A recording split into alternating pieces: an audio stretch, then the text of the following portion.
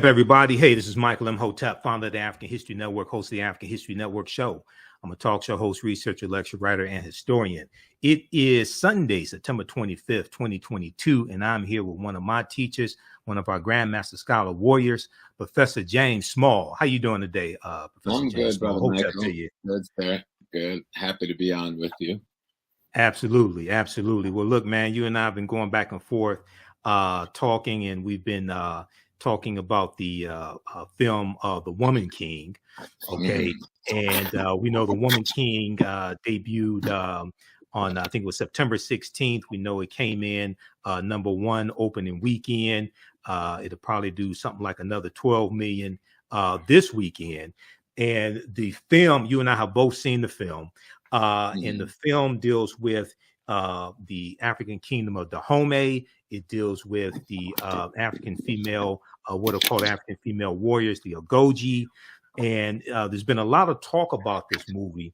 There are a lot of different African themes, African culture, dealing with African history, all this in the film.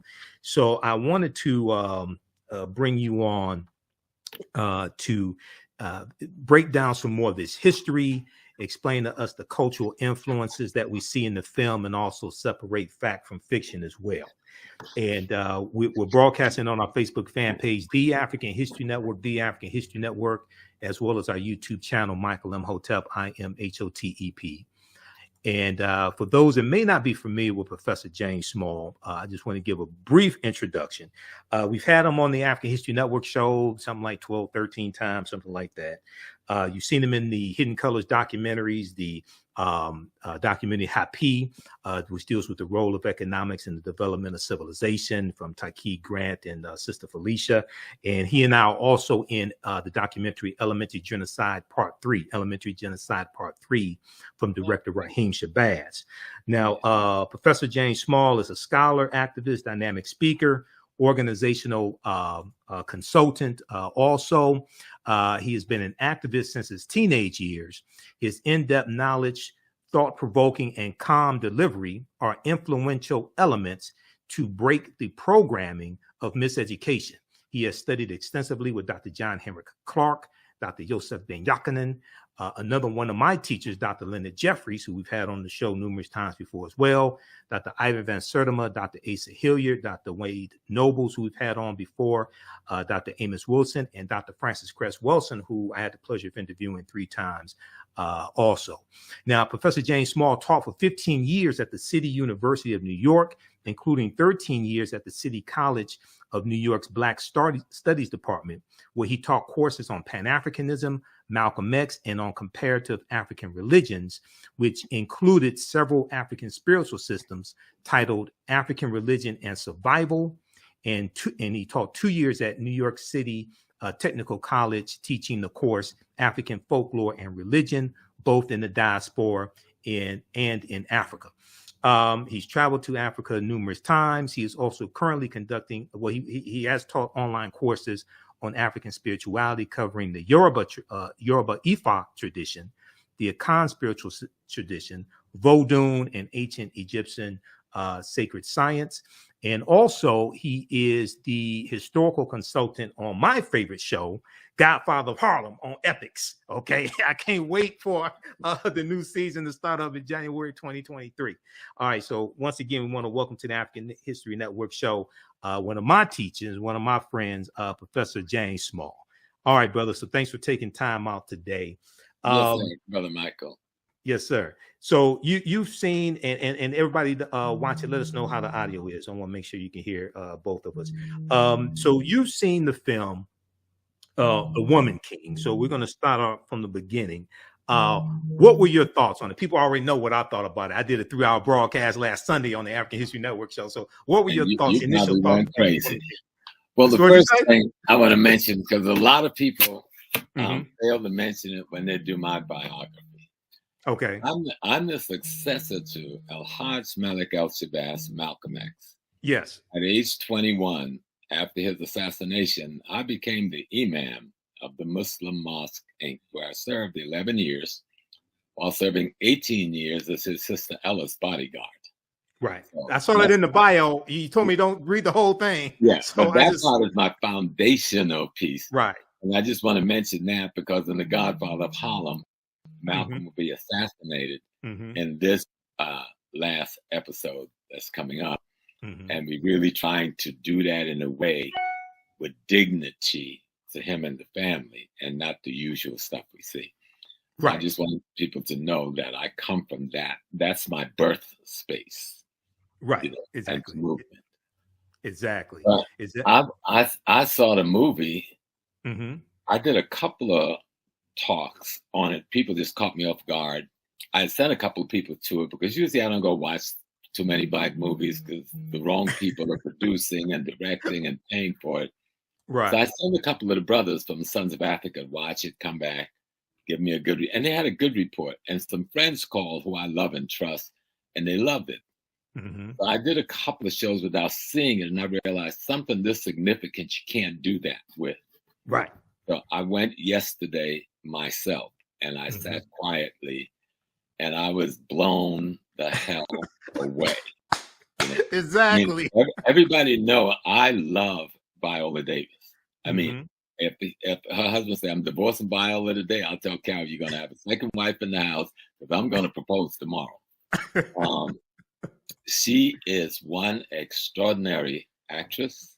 Yes. One hell of a professional when it comes to this industry with all the things I've read about her. But watching this performance, just like you don't get no better playing a role. Right.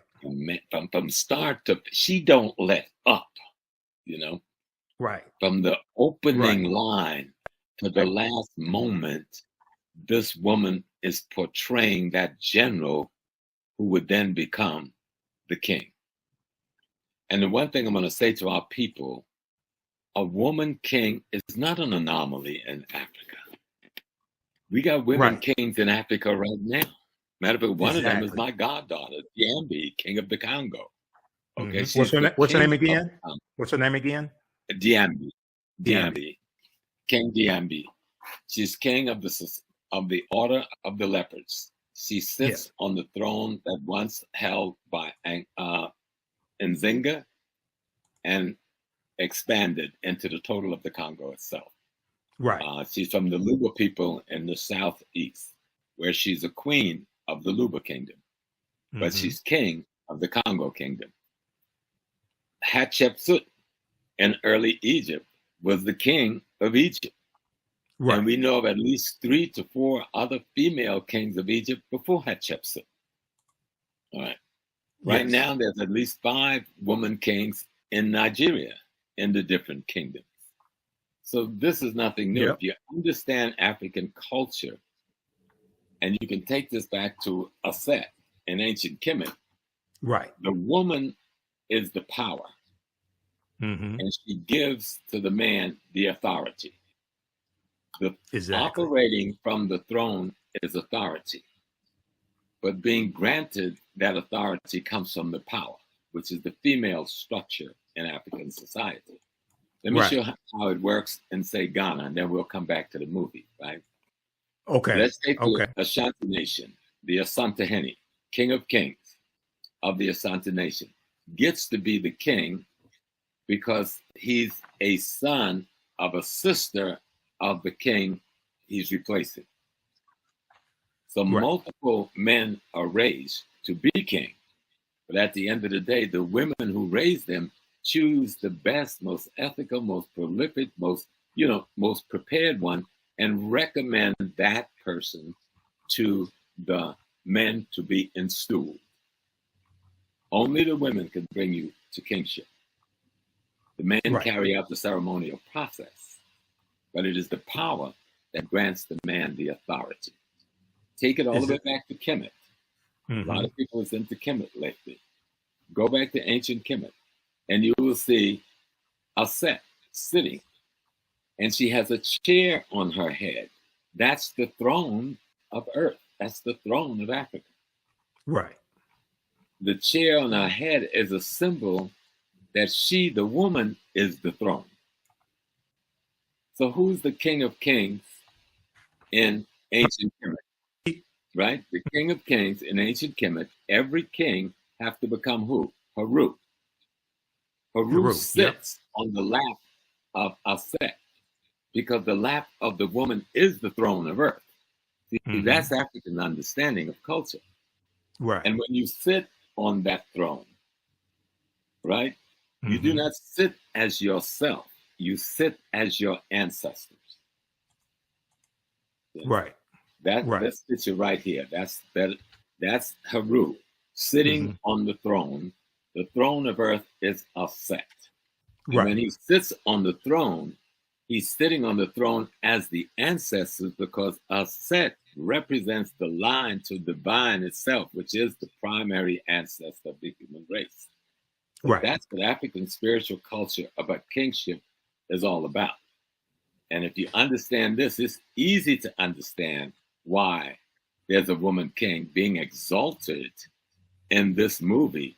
Yes, a lot of the movie is fiction, like most movies are. Correct. But a lot of it is historical. Right. Even if the timeline may not be on, the events is historically rooted. And then when you look at the cultural pieces, which we could talk about as we go along, I'll mention some up front. There's a young man named Malik. Yes. And you'll find a young lady who would become known as the daughter to the general, who's played by Sister Viola. She, on occasion, because he developed a friendship with this young man, gives him a statue of Ogun. Right. Ogun is one of the primary Orishas and deities of the Yoruba tradition, or the Ifa tradition.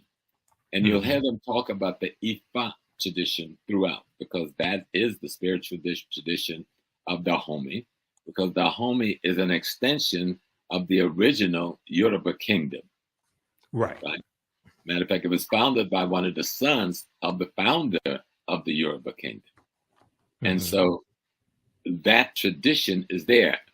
And what are you going to see happen to the young man in the movie is he will transform from a young man coming from Brazil, whose mother is African, who had been enslaved, and whose father was European. But on her mother's deathbed, her mother told him he needed to go back home to find himself. Go back to her land, her home of Dahomey, because that is his home. And so the statuette that she gives him is of the one Orisha that is the primary Orisha of transformation of the human character. And you will see the transformation of Malik as you watch the movie. It's just beautifully done. This is what I've been talking about. I know the director. I've heard of her. Gina Prince-Bythewood, who directed Love and Basketball. Okay, so African-American woman, just so people don't know. I love that piece, right? Yes. But I've been working in studio with Godfather every day, 12-hour days sometimes, going on now 3 years, and working on the project with the writers and others for the last 6 years. So I've learned a lot about how this thing works.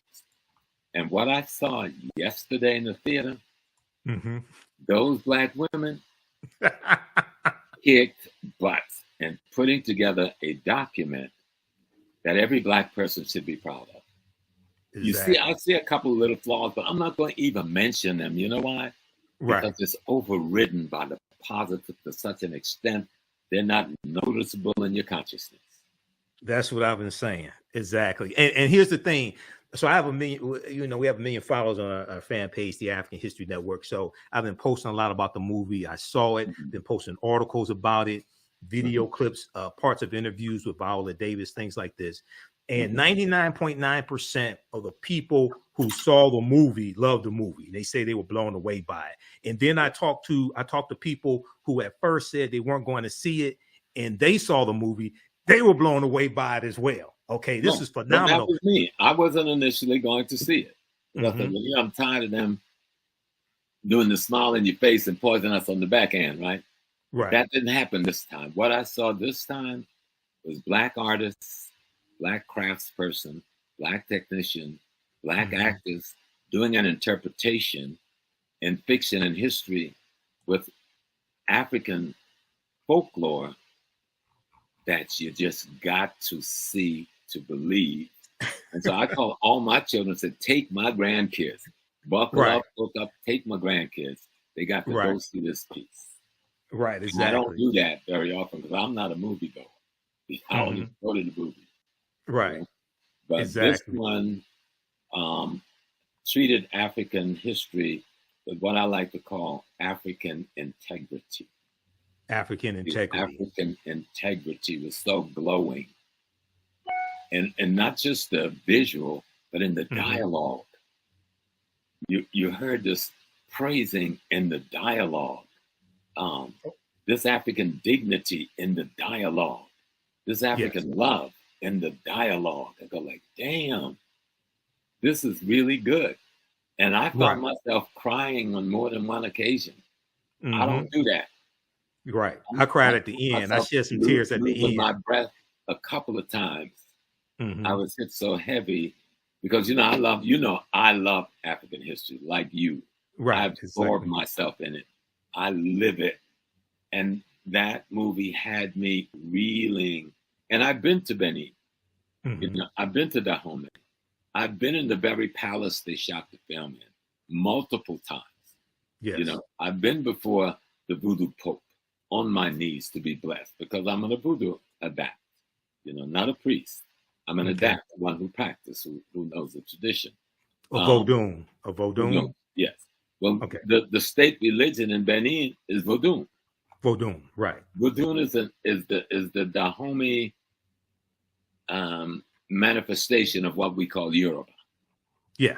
Same spiritual system. But manifests different in different cultures, different locations. It's at the end of the day.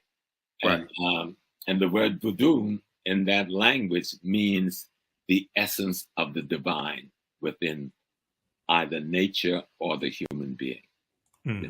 That's what Vodun means, the essence of the divine. Right.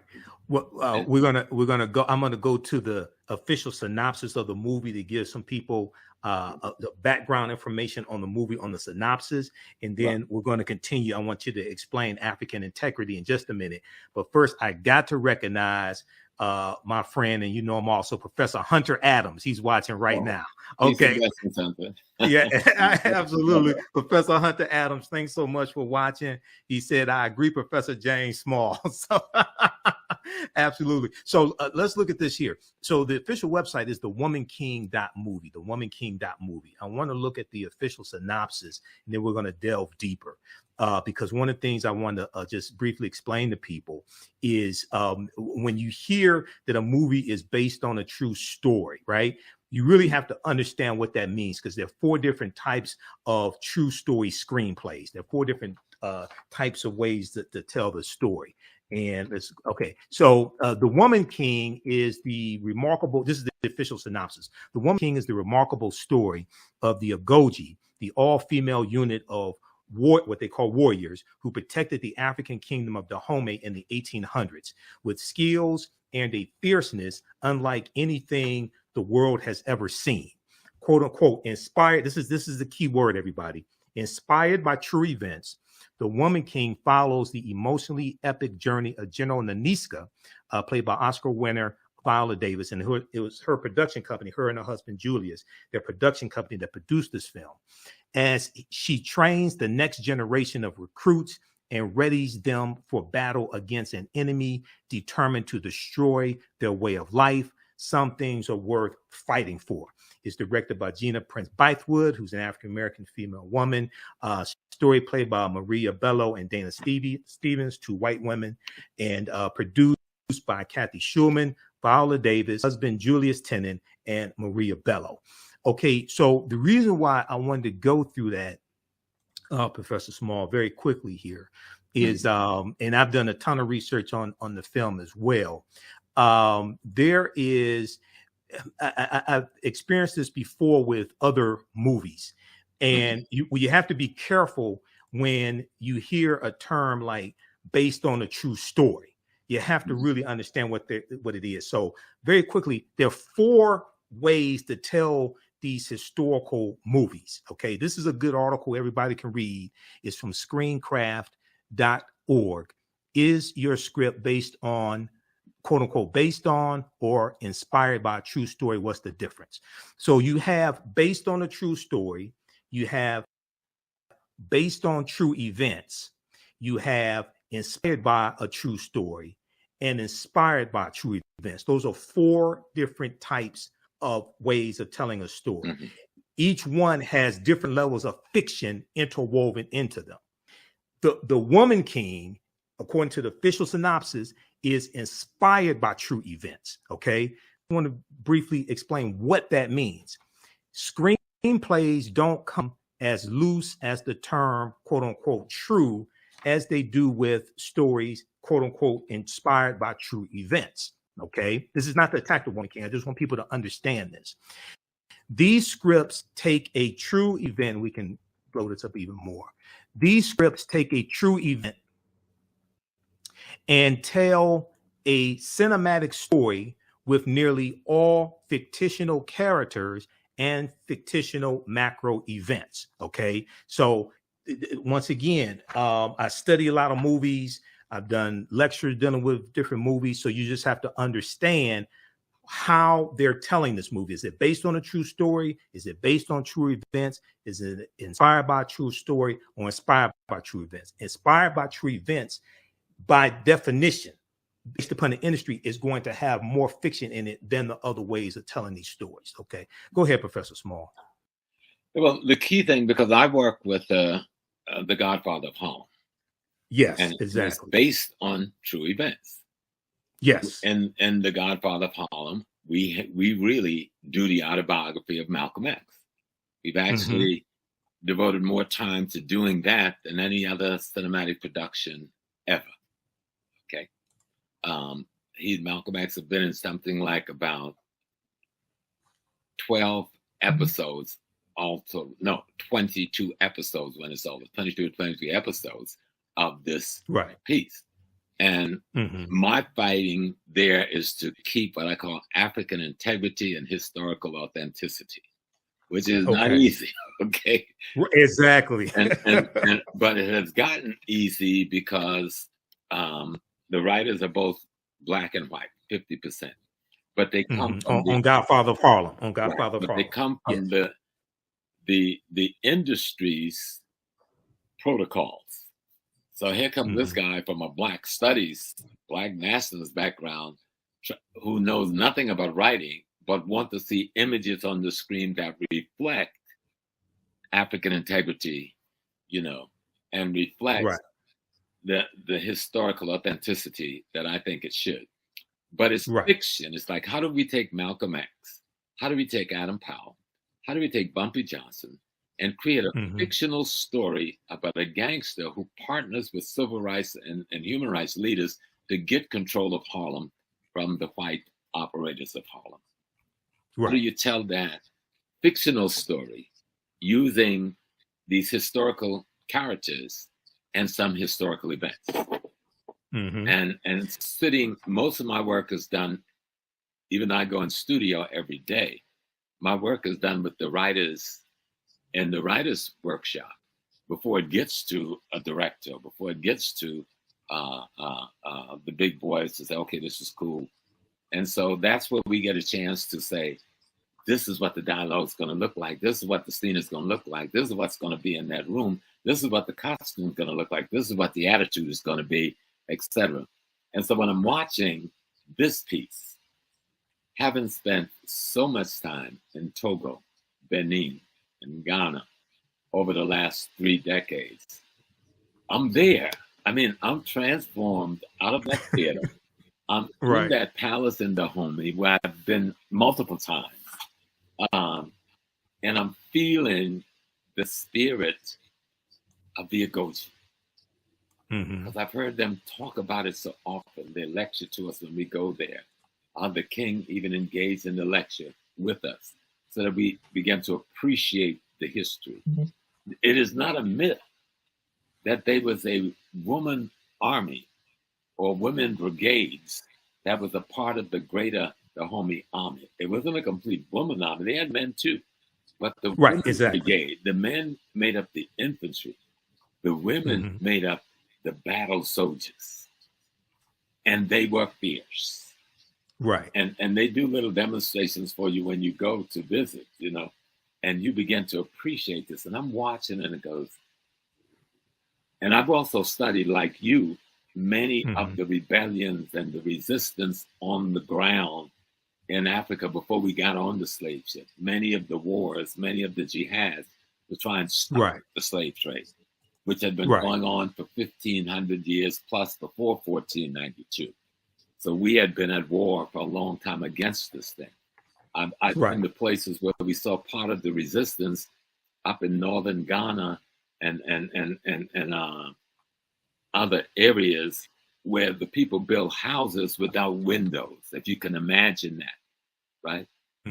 And the fence around the house is 10 foot tall. The housing compound is 10 foot tall, but the gateway to get in the house is 2 feet tall. So you got to get on your knees to crawl into the courtyard. So an enemy would lose his head trying to come down, you understand? But that was the defensive mechanism that our people put in place.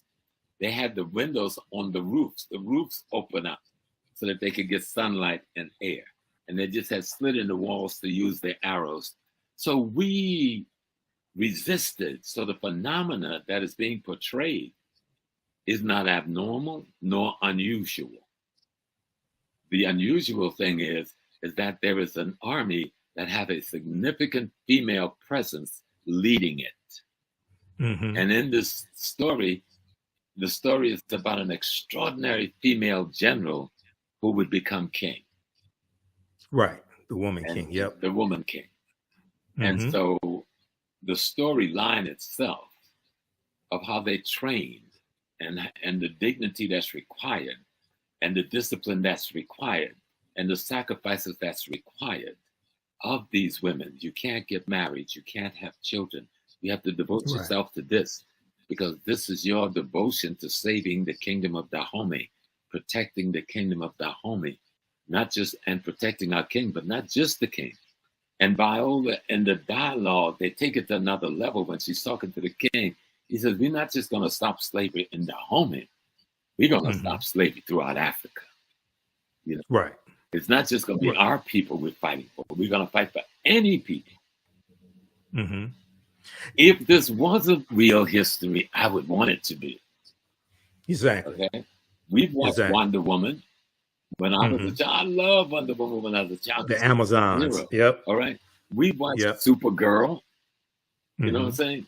They were fictitious stories about white women heroes that was saving the white community. That's cool. Now we got this massive black group of heroines saving the black community. Psychologically in your head, something is being planted that you didn't come into this without a fight. And our women, we live in a society that marginalizes women across the board, but particularly marginalized African women, both historically and currently. And to see a piece that raised African women to the level they deserve to be on, because historically they were those women. That's not a myth. There was the female army, and they were one of the best in West Africa. That's not a myth. You had females in the Egyptian army. That's not a myth. You had females, Amanatu, who led the northern Nigerian army against the Islamic incursion. That's not a myth. You had a female warrior who led the Moorish army against the Abbasid invasion into North Africa in the 800s. That's not a myth. But we have more data and information on Dahomey than we have on any of those other spaces. And the writers and the director have put together a piece showing what could have been, maybe was to some degree, on the part of the women who represent that element of society that was involved in the military defense of their nation and the projecting and protecting of their culture and their race. And it was just done beautifully. I went in thinking I was going to be critical, mean, and hard. I came out of there crying like a baby. I go like, damn. This just took it off. Just took it out. Exactly. And there was so much African culture, so many references to you hear them history. talking about Ifa. You saw the shrines. Those shrines were authentically done. The altars were authentically done. I saw multiple deities on the altars, you know. And let me just help you with some deities, like the king. When the king sits on the throne, he doesn't sit like, say, Brother Imhotep is made king of Chicago. Well, when he's talking to me and you in the living room, he's Brother Imhotep. But when he sits on the throne, he is the ancestors of all of us, speaking for those ancestors to us and carrying out of the will of the ancestors for us. So that's the role of a king in Africa. Not a despot that's trying to be rich and wealthy, but that's not the African story. The king has no wealth in Africa. In the African traditional sense, he's taken care of by the community. He has no need desires because they take care of his need desires. But his responsibility is to interpret the ancestral will and wisdom to his community, both as priest and as jurist, because he's the head of the court in the community. That's the king in Africa, male or female.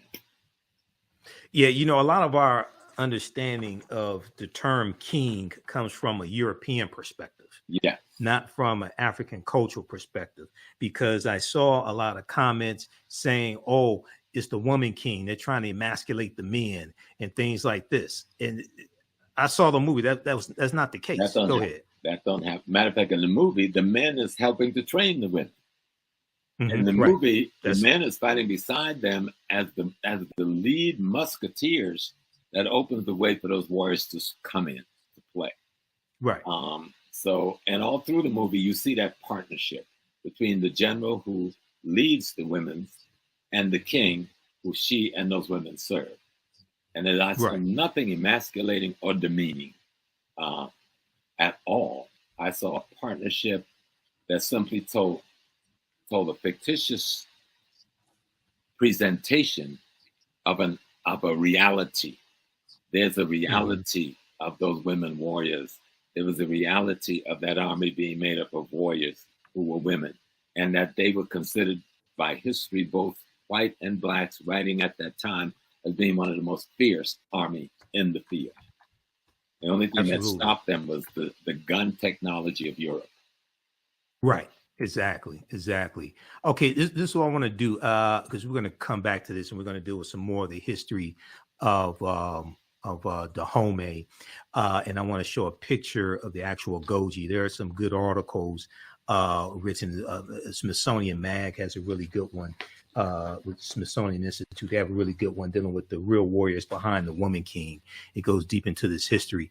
But you mentioned in Nigeria, you and I talked about this on the phone. So I posted this article a few days ago because I saw so many people, most of them didn't see the movie, saying, oh, they don't have women kings in Africa and things like this, right? So there are a number of different articles on this topic here. This one here is from gboah.com, gboah.com. Check out the 7 beautiful Nigerian female kings in charge of their kingdom, okay? And it goes through and lays them out and where they are in Nigeria. This is right now. This is not 100 years ago. This is right now, okay? Why do you think? So you talked about Hatshepsut in ancient Kemet. Okay, so she was. Tell us a little bit about Hatshepsut. She would be considered a woman king. We know she was. The pharaoh is the king. Pharaoh, and she pharaoh. Was Yep. the pharaoh. The woman is the power in Africa. Men, give up your European genital danglings, because the power has nothing to do with gender. Okay, right. It has to do with roles in nature. Roles in nature. You came from the womb and the belly of a woman. It did not come from your belly, even though your sperm fertilized the eggs that became you. So let's look at how Africans looked at reality. We were in partnership with nature and cosmology. That's our culture is based on understanding cosmology and nature. And so when we look at the king, and as we see in Hatshepsut, her brother was too young to take the throne. He was too young to handle that responsibility. And so she, as the elder sister, had to take on the responsibility of being the pharaoh, of being the king, until her brother was trained enough and old enough to take over the role of kingship himself. And I remember when we first started studying ancient Egypt, and the white writers was all saying, oh, the brother came in and he hated his sister and he scraped her name off the walls. All of that is proven to be untrue. So all of it is proven to be untrue. That's not even African culture. That's European culture. That's what they do. Exactly. That's not what happens in African culture, because the kingship is a spiritual position, not a political position, though they do political work. The king is surrounded by a council of elders who instructs and informs him, on his behavior. His job is to sit as the ancestors come back. I know this for a fact because I've been trained at the stool. In Ghana, I'm Nana Kofi Mpansa, the second of the Ogogo stool, under the kingship of Akua Kusapam. And one of my great teachers is Nana Kwabena Nketse the fifth, who's the king of Esokado in the Western region. So we talk about these things all the time, because these are my questions. And so if one thing this movie would do is force us to study our history before we got to North America, then and culture. Then I'm history and culture. Yep. Because a lot of this, because of we've all been attacked by white supremacy and racism, and it's made us paranoid about anything. Well, not only that, we've internalized white supremacy. We've internalized to various extents white male patriarchy. So we don't see it. We don't see, many of us don't see African women as equals. Right. And then you hear woman king and you say, oh, they're trying to emasculate the man, things like this. And then you have people say, oh, there were no women kings in Africa. And I'm like, what are you talking about? And we always praise, many people over here know Ya Santiwa. Ya Santiwa. And they said, oh, well, she was the queen mother. No, she was the queen mother until the king gets captured. Then she became the king. Because it was the queen mother who made him king, who named him king.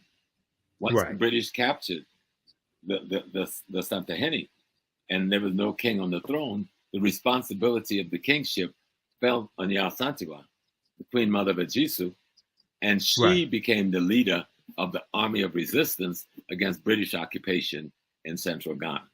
So when we studied the history is just so beautiful when we study it and learn about our women and really get to see, oh, wow. Exactly. These other people's culture. We got our own culture. We have our own look at. We have our own way of knowing things. We have our own worldview that we have imposed for ourselves on ourselves. And this becomes so important. I saw somebody talked about the book Barracoon and talked about Kofi, this one brother who was sold by Dahomeans. Even in the movie, they treated this well because the current king in the movie is criticizing his brother who started this slave trade thing. And they're trying to figure out a way. Oh, Gezo, how do we stop it? And the woman king, as she's now the general, is saying, we must find another way to have commodities that we can make a living off. And she sets up these palm oil plantations. Palm oils, to create an income for the community. And I think she had she said we could sell gold as well to get an income. And so they're looking at it and saying, wait a minute, we're trapped because these people have put us into a situation. Now, if you study the history of Africa, coastal African peoples were basically fishermen. Most of the slave trading took place on the coast, and then they would go inland with their guns and weapons and capture people. Right. Coastal people were subjugated. Yes, some of them were involved in the slave trade at the barrel of a gun because they had been conquered and subjugated. Study the history, learn the history. And you might learn about Chief Sam, the Ghanaian who brought 3 ships over here to take us back home, and you don't even know his name. So Face to Face Africa has an article about him. Yeah. Let's talk about Bonsu. You said the Ashanti sold us. What about King Bonsu, who marched the Ashanti army from central Ghana down to the coast, emasculated the Dutch, took over the slave dungeon, drove them all out, free all of our people, then marched the army back up to Kumasi. Let's learn these stories. Let's learn of these great heroes. We've got brothers selling drugs to us on the streets right now. We can't deny that Black people do things like that. You've got Black people killing more Black people on the streets every month than was killed in slavery any given month. We can't deny that's so, but we got to understand why that's so. Right. And so we had some folks in Africa who was involved in slave trading, but that was less than 1%. Let's talk about that 99% who were the victims or who were defenders of our people. Unless millions more would have got caught up and died in the slave trade. I'm going to go to that in just a second because I want to share an excerpt of the book, Fighting the Slave Trade. Before we go to that, hey, everybody, I'm Michael Imhotep, founder of the African History Network, host of the African History Network show. We're speaking with one of my teachers, Professor James Small. We're talking about the film, The Woman King, as well as the real history of the West African kingdom of Dahomey and other history also. If you like this type of information, you can support the African History Network, $ the AHN show through Cash App, $ the AHN show through Cash App, also through PayPal, paypal.me/the AHN show. This helps us keep doing the research, stay on the air, keep broadcasting. I've been hosting the African History Network show for 12 years now. So this helps us keep doing the research. We also have the information at our website, theafricanhistorynetwork.com, theafricanhistorynetwork.com. And just very quickly, this is up for those that don't know. This is our official Cash App account, $ the AHN show, SHOW. When you go to it, it says Michael and it shows my picture there. These other ones, and there are 5 of them out there that are fake African History Network Cash App accounts that have been stealing money from us. I've opened up an investigation with Cash App. We're trying to get them shut down. So that's why I got the information here right on the homepage of our website. Okay, now I want to also my online classes that I teach you at our website as well. Go ahead, Professor Small. Yeah, well, someone said, as a Black woman, my femininity is important to me. Well, girl, go watch this movie because there ain't nothing more feminine than what I was watching yesterday. I didn't want to leave the theater. One thing this movie does not do is demean the femininity of African women. Right. Okay. It is such a the way they do it is so. I got to meet this lady who was the director. So beautifully done. Gina Prince-Bythewood. Yes. Yes. Yeah. So beautifully done that the women, though warriors, do not lose their femininity, do not lose their sensitivity, do not lose their love of sisterhood or motherhood. It's all through the piece. It is a well done piece. It is worthy of watching. It is something that showed us that the movement of the 60s, 70s, 80s, and 90s that produced opportunities for Black writers, Black directors, and Black actors have paid off and is paying off so that we can get some credible quality cinema that would be worthy of helping to socialize our community in a more positive direction. Absolutely. And I think it's really important that you said that there. I'm going to go to Fighting the Slave Trade in just a second, but I'm just going to put this out here. And, I learned from one of my teachers, Dr. Ray Hagins, and Dr. Ray Hagins as well. Oh, yeah. I may say some things that are outside the circumference of your own awareness. Just because you disagree with them or don't like them does not mean it's not true. You just have to do some more research to understand what I'm talking about. Unfortunately, because African Americans, because we're in this white supremacist system, this white male patriarchy system, unfortunately, many of us associate being feminine with being weak. And that's something projected to us by European culture. So then when they'll change that. Go ahead. Say that again. I need to meet my mama to find if I wasn't her son, I'd marry that lady. And my mama as well. Yeah, exactly. She would slap you into the next world if you step wrong.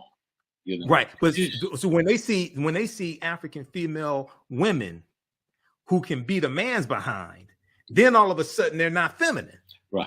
And we associate femininity with being weak, and it's like, no, that's coming from from the white. I think you used the phrase white murder culture. Yeah, that's coming. If they want to see about that for a minute, example of that, they need to see the woman I've been married to for 51 years. Right. But I remember she was pregnant with our twins, coming home, and she got mugged by this dude. Right. He put up a fight, but he got away with the purse. But she was coming from the Nation of Islam fish store. She chased this dude 6 blocks with this frozen whiting. He dropped that purse because this lady got to be crazy with that big belly and that frozen fish, right? So, me and my son was laughing about that last night, talking about the movie. and because of what we go through in this country, and because of our history, you should want a sister who can fight. You should want a sister who can help you defend the home and things like this. Unless you want to oppress the sister, okay? Unless you're afraid she's gonna whip your behind because maybe you did something wrong or something like that, right? But you should want a sister who can fight. Okay, so all right. I want to go to this right here. This is an excerpt of the book Fighting the Slave Trade by a brilliant sister, Dr. Sylvian Diop. You and I talked about this briefly today. This is the synopsis. Is at Amazon.com. You can try to get it from an African-American book dealer. If not, maybe Amazon. It's called Fighting the Slave Trade, West African Strategies. This is going to segue into our further discussion with Dahomey and their involvement in the transatlantic slave trade, Professor Small. Fighting the Slave Trade, West African Strategies. This book came out in 2003. Sylvian Diop is a brilliant sister. I'm trying to get on the African History Network show. She's the author of many books. Here's the official synopsis of this book. While most studies of the slave trade, the transatlantic slave trade specifically, focus on captives and on their ethnic origins, the question of how the Africans organized their familial communal lives to resist and assail the transatlantic slave trade has not received adequate attention. How Africans fought back against this. But our picture of the slave trade is incomplete without an examination of the ways in which men and women responded to the threat and reality of enslavement and deportation. Fighting the Slave Trade is the first book to, possibly so, this came out in 2003. Fighting the Slave Trade is the first book to explore in a systematic manner the strategies Africans used to protect and defend themselves and their communities from the onslaught of the transatlantic slave trade, and how they fought back against the transatlantic slave trade. It challenges widely held myths of African passivity and general complicity in the slave trade, and shows that resistance to enslavement and to involvement in the slave trade was much more pervasive than has been acknowledged by the orthodox interpretation of historical literature. Focused on West Africa, where Dahomey was and Benin currently is, focused on West Africa, the essays collected here examine in detail the defensive, protective, and offensive strategies of individuals, families, communities, and states. In chapters discussing the manipulation of the environment, resettlement, the redemption of captives, the transformation of social relations, political centralization, marriage, violent assaults on ships and entrepots, shipboard revolts like the Amistad slave rebellion, 1839, and controlled participation in the slave trade as a way to procure the means to attack the slave trade. Fighting the Slave Trade presents a much more complete picture of the West African slave trade than has been previously available. Go ahead, Professor Small. Yes, sir. I mean, and it's like we make the mistake when we just hear a cliche or a term. Most people who never heard the word Dahomey until a month ago, all of a sudden now is telling us how Dahomey was in the slave trade. Dahomey came to power politically around the 1720, 1730. It does not get involved in the slave trade because it doesn't build up a military with the capability until around the 1760s to 1780s. That is over by 1825. Now, we're not talking about an appreciable amount of historical time. If you put everything in history on a timeline, you get a sense of what I'm talking about.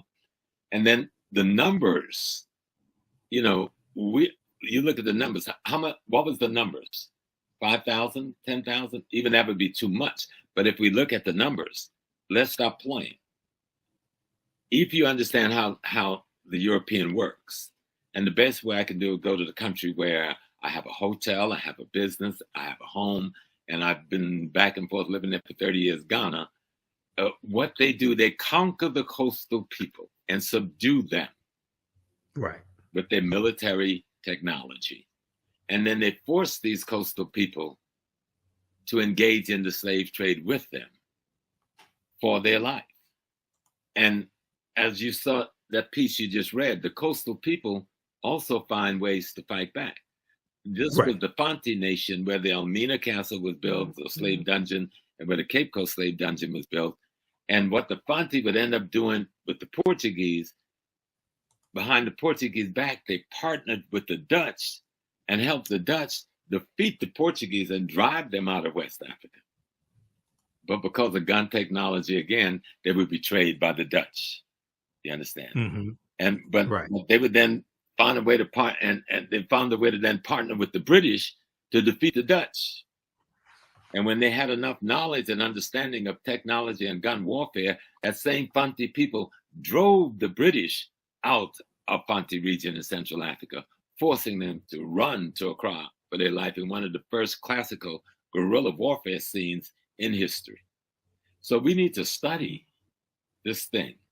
Yes, some of our people sell us drugs on the street, but you and I don't sell drugs to our people. Correct. You know, some of our people engage in careless gun violence in our community that kills our women and our babies, but that's not 99% of our people. Right. Some of our people engage in the slave trade, some out of greed. I wouldn't deny that. Most out of duress because they were at the barrel of the gun of the enemy with the gun technology. But go down and just study. So you can look at something like the Battle of Islamabad down in South Africa, where Setuweya takes on the British Army with swords and spears, killed 2,000 in one day, all right? And caused the fall of the Robespierre government in London, because they were shocked. How could y'all let this happen? These folks ain't got no guns. You know what they called us, right? Go all the way up to where we're looking at the Berlin Conference. After the Berlin Conference, the invasion of Sudan, Muhammad Ahmed takes on 23,000 British troops and Turkish, Egyptian troops, and send only 3,000 back up to Egypt alive. Talk about resistance. Go with Amanatu and the kingdom that was just above. There's just so many episodes of the great heroine and heroes that fought in these wars of liberation and fought of slave resistance. You will never sit back and talk about Africans stole us. Because guess who Africans were? That was your uncle, your cousin, your grandma, your brother, your great-grandma. Stop being foolish and learn the history of the great people. The genocide would have been more pervasive had we not resisted in such a beautiful and strong way for so long. And we fought every step of the way. And our women played a pivotal role, not just in Dahomey, but in other kingdoms in that resistance movement, many of them being the generals at the head of armies. Learn their story, and you'll learn how to love yourself more deeply and appreciate and respect. That's what I call African integrity. You know? Exactly. When we look at Dahomey, and Dahomey really comes to power about 1720, and they're going to defeat Ouida. How do you pronounce that? Ouida? Okay. There's a couple of different spellings of it. So talk about cultural servitude versus chattel slavery. Right. Because what happens is a lot of Europeans will say, oh, Africans are slaves. Yeah. Africans had slaves. You all started this, blah, blah, blah. Talk about the cultural servitude system that Africans had compared to the chattel slavery that Europeans created. Right. Let me correct one sister so I don't break her heart. She said the Portuguese built no castles. They built dungeons. Didn't you hear me correct myself? So stop playing. I corrected myself. Right. They built dungeons. But I understand. Yes. I understand. Yes. Well, that's Brother Leo. And of course, they built concentration camps. Yeah, I wouldn't even call them dungeons. They were concentration camps. But servitude, every society had it. Dr. Clark taught us that Africans didn't have prisons. And the reason they didn't have prisons, because they had a servitude system when you committed a crime in the community. Or if there was a war between two groups, which was rare, because the way we fought war in Africa, the heroes fought, okay? Not armies. Africa had very few standing armies. That's why we took such a whipping. We learned to develop standing armies after the invasion started, but even Egypt didn't have standing armies until they got their butt kicked. And they realized we got to build one. The only place where the spiritual foreseeing of the necessity for that was with Shaka in Zululand, where the spirit told him this force was coming, and he developed a standing army to meet that force. But in most other places, we didn't have a standing army.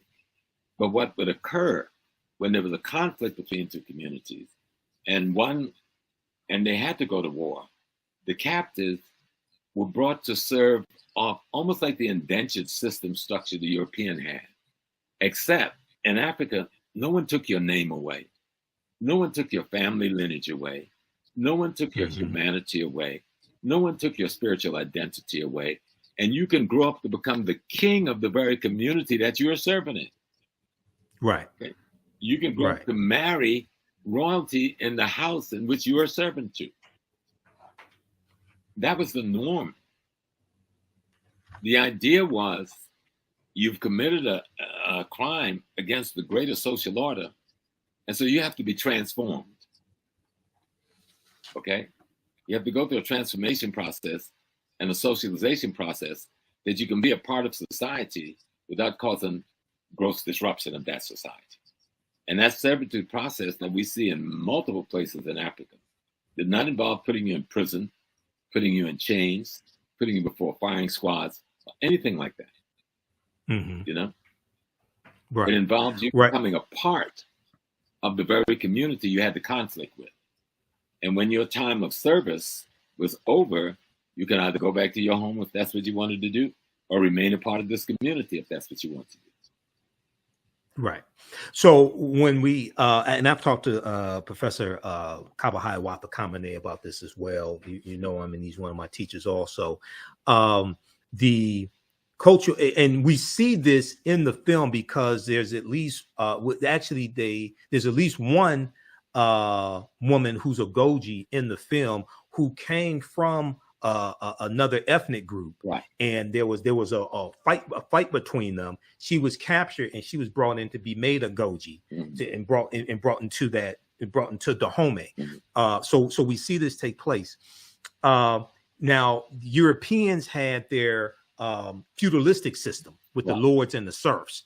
Okay. And they're going to superimpose this feudalistic system onto the cultural servitude that Africans had to create chattel slavery, to create what we call chattel slavery, basically. But talk about that for a minute. You know, the European system was not about family structure. It was about class and caste structure. Africa was not about class and caste structure. It's about family structure.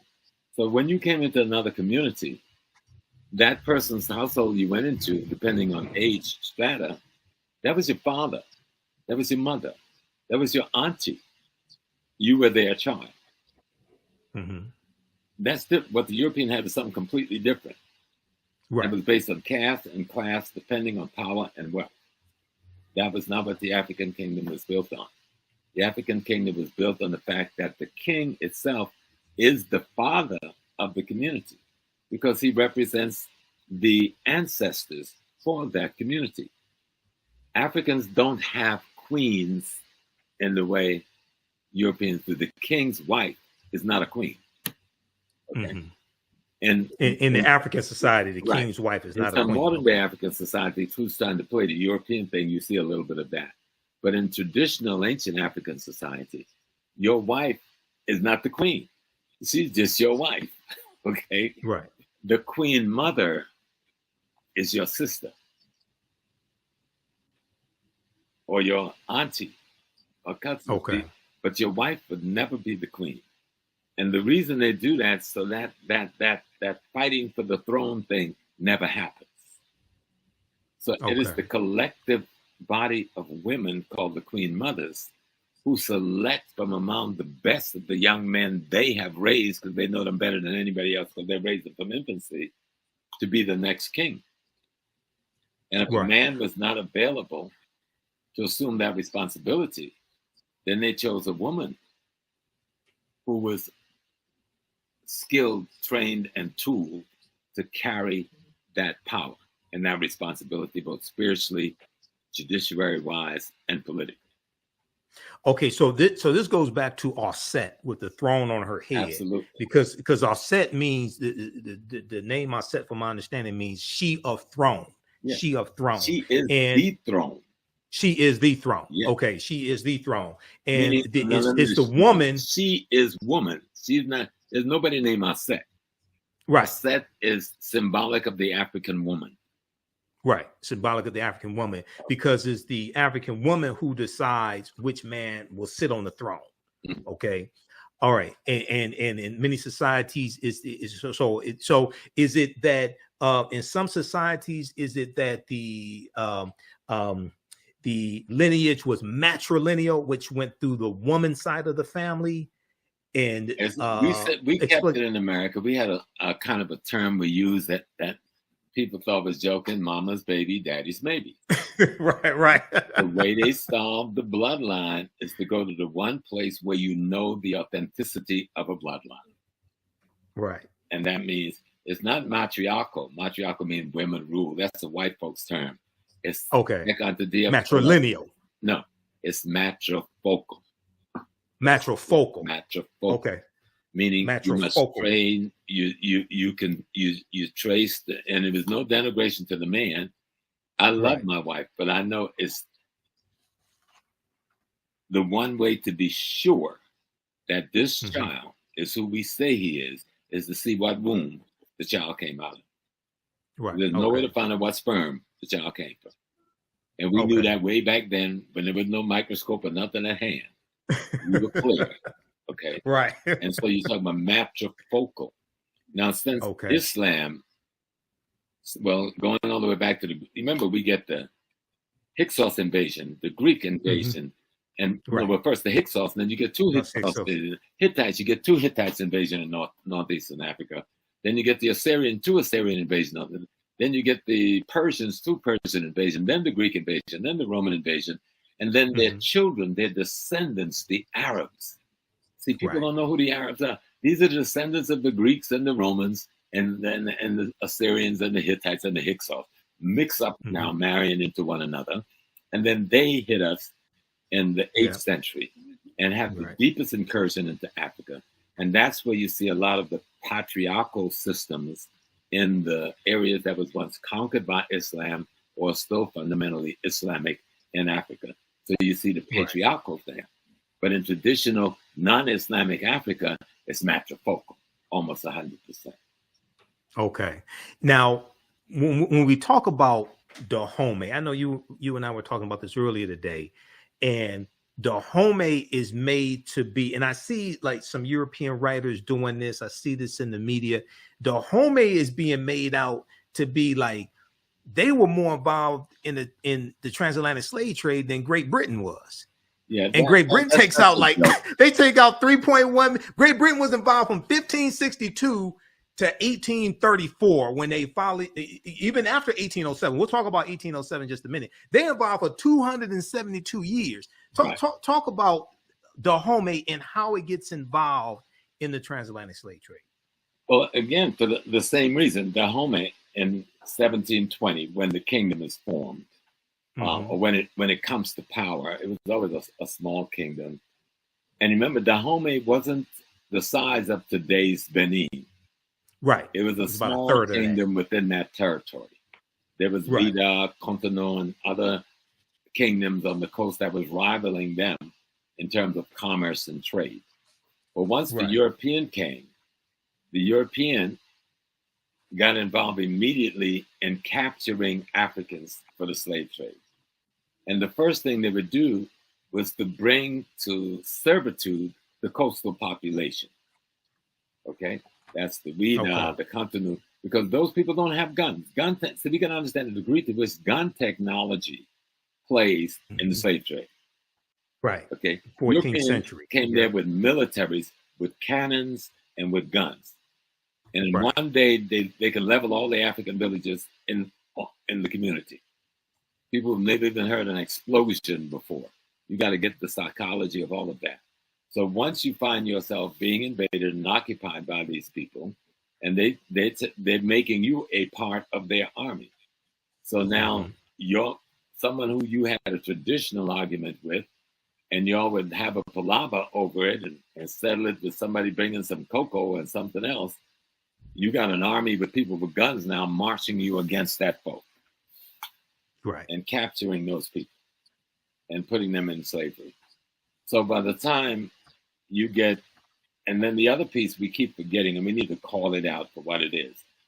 There's an Islamic slave system in place in Africa for 1,500 plus years before 1492.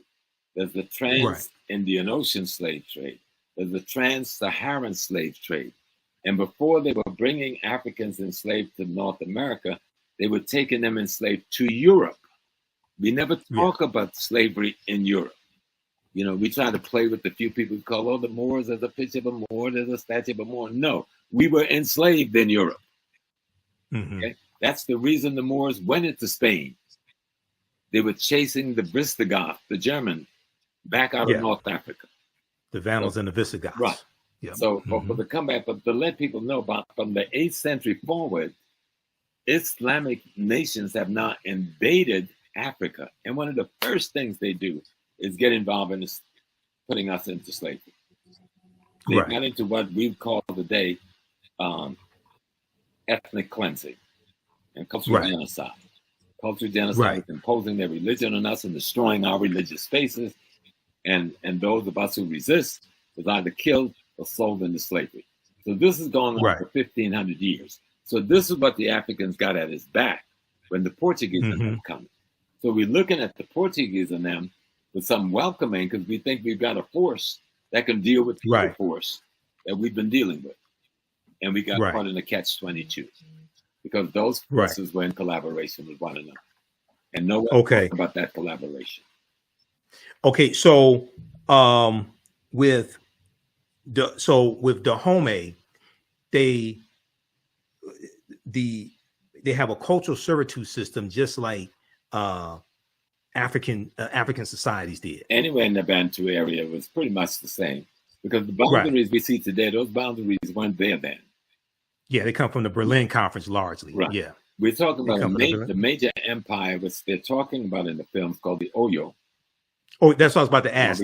Explain the Oyo Empire and the conflict between the Oyo Empire and Dahomey. The greater Yoruba nation. Right. Yoruba is not a religion. Yoruba is a people.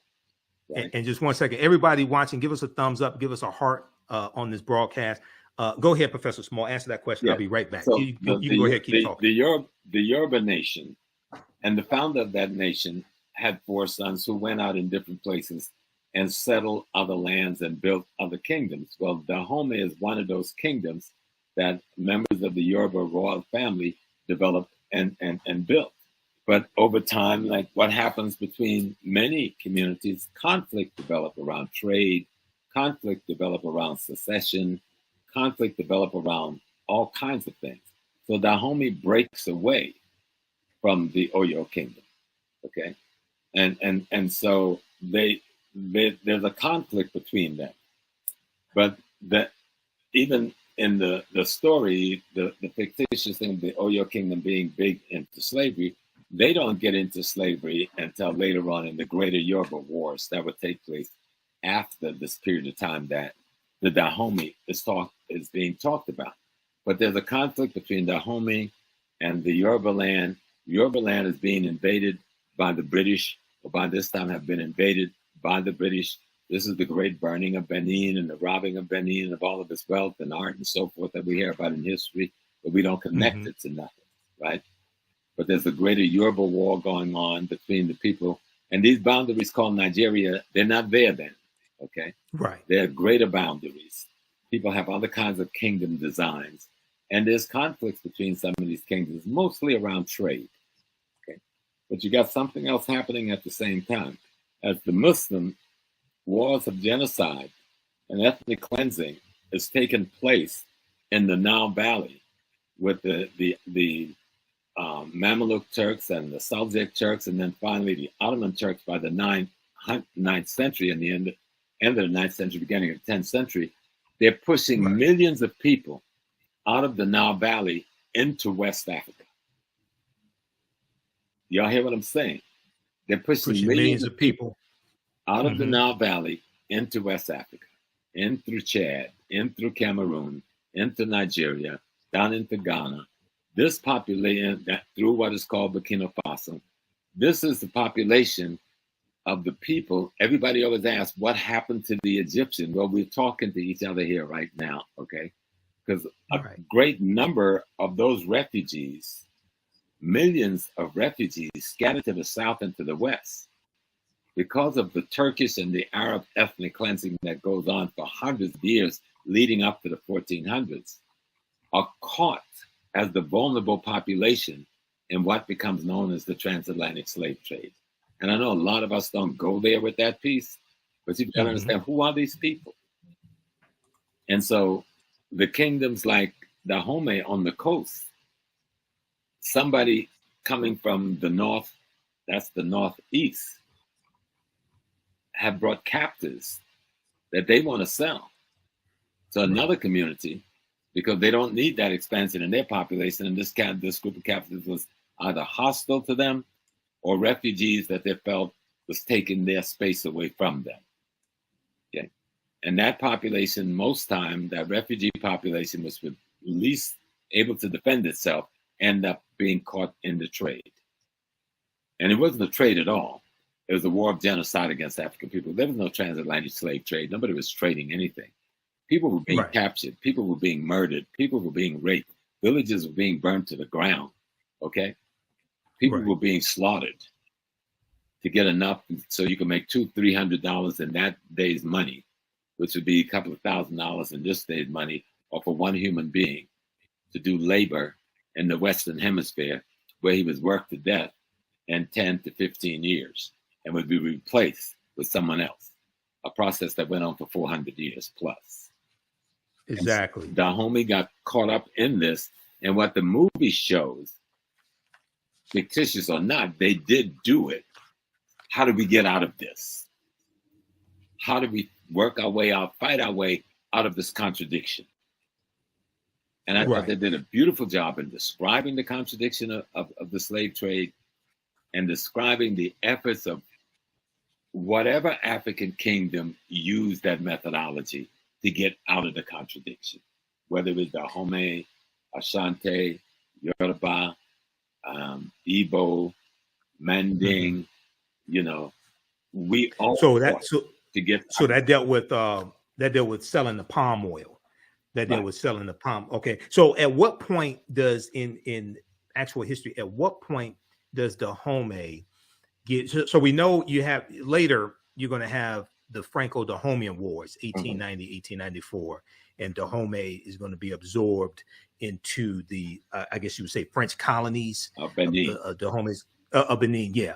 Okay, so at what point does Dahomey stop selling African captives to the Europeans? Well, they said the story in 1823, but that's where it starts. Opens up. 1823. But that's not the real date. The date would be further back up. All right. If we were to look at that conflict played out, we'd probably be looking at Dahomey comes up as a kingdom in 1720. 20, right. But you don't have power when you come into being. It takes you another 30, 40 years to build up an army, to build up a front, to build up a reputation. So Dahomey don't really get into the slave trade thing until around they try to talk about the kingdom starting in the 1600s. That's the extension of the Oyo kingdom. That's not Dahomey yet. Dahomey comes into its being in 1720 or so. It gets involved near the end of the 1700s, about 1760 or so, in the slave trade process. And then it's out of it by 1750 completely, 1752. Okay. But in that period of time, there's the conflicts and the wars, because the Portuguese are not sitting there with merchant with banks and some money in their hand. They've come with armies with guns, all right? And they have people involved in this thing with weapons. And they've armed coastal people to go inland to capture other people for them. They've already depleted the coastal people they could take, but they need a coastal population because they need somebody who can speak the language, somebody who knows the terrain, somebody who knows the culture, etc. And they need numbers. And so they could take these captive people and make them their collaborators. Though many of those people will resist them and betray them. That's why it's important to understand the history, because it's not a one look. You know? Right. You have to really see the intricacies of resistance and rebellion and death. It's just like most people come to North America and say, well, y'all never really freed yourself. Well, you never looked at our history to say that. There's recorded at least 300 plus African rebellions that was of significance in the United States, North America. Mm-hmm. But if you look at the Civil War, over 300,000 of us fought in uniform, and another 400,000 to 500,000 out of uniform behind the line, being workers, being supporters, being the people who carrying the equipment. So nearly 500,000 plus of us is fighting in the Civil War to destroy the Confederacy, both from within and without. That's a war of liberation on our part. Exactly. We fought to free ourselves. It wasn't given. Right. It wasn't Abraham Lincoln. We fought to free ourselves. We killed millions of white people. Okay. So y'all need to stop it and really see what happened here. And if you go back down to the British, we fought with the British who said, we're going to give you freedom. In the North, we fought with the British in the South. And the British, the people who fought with the North, they end up in Nova Scotia and then Sierra Leone.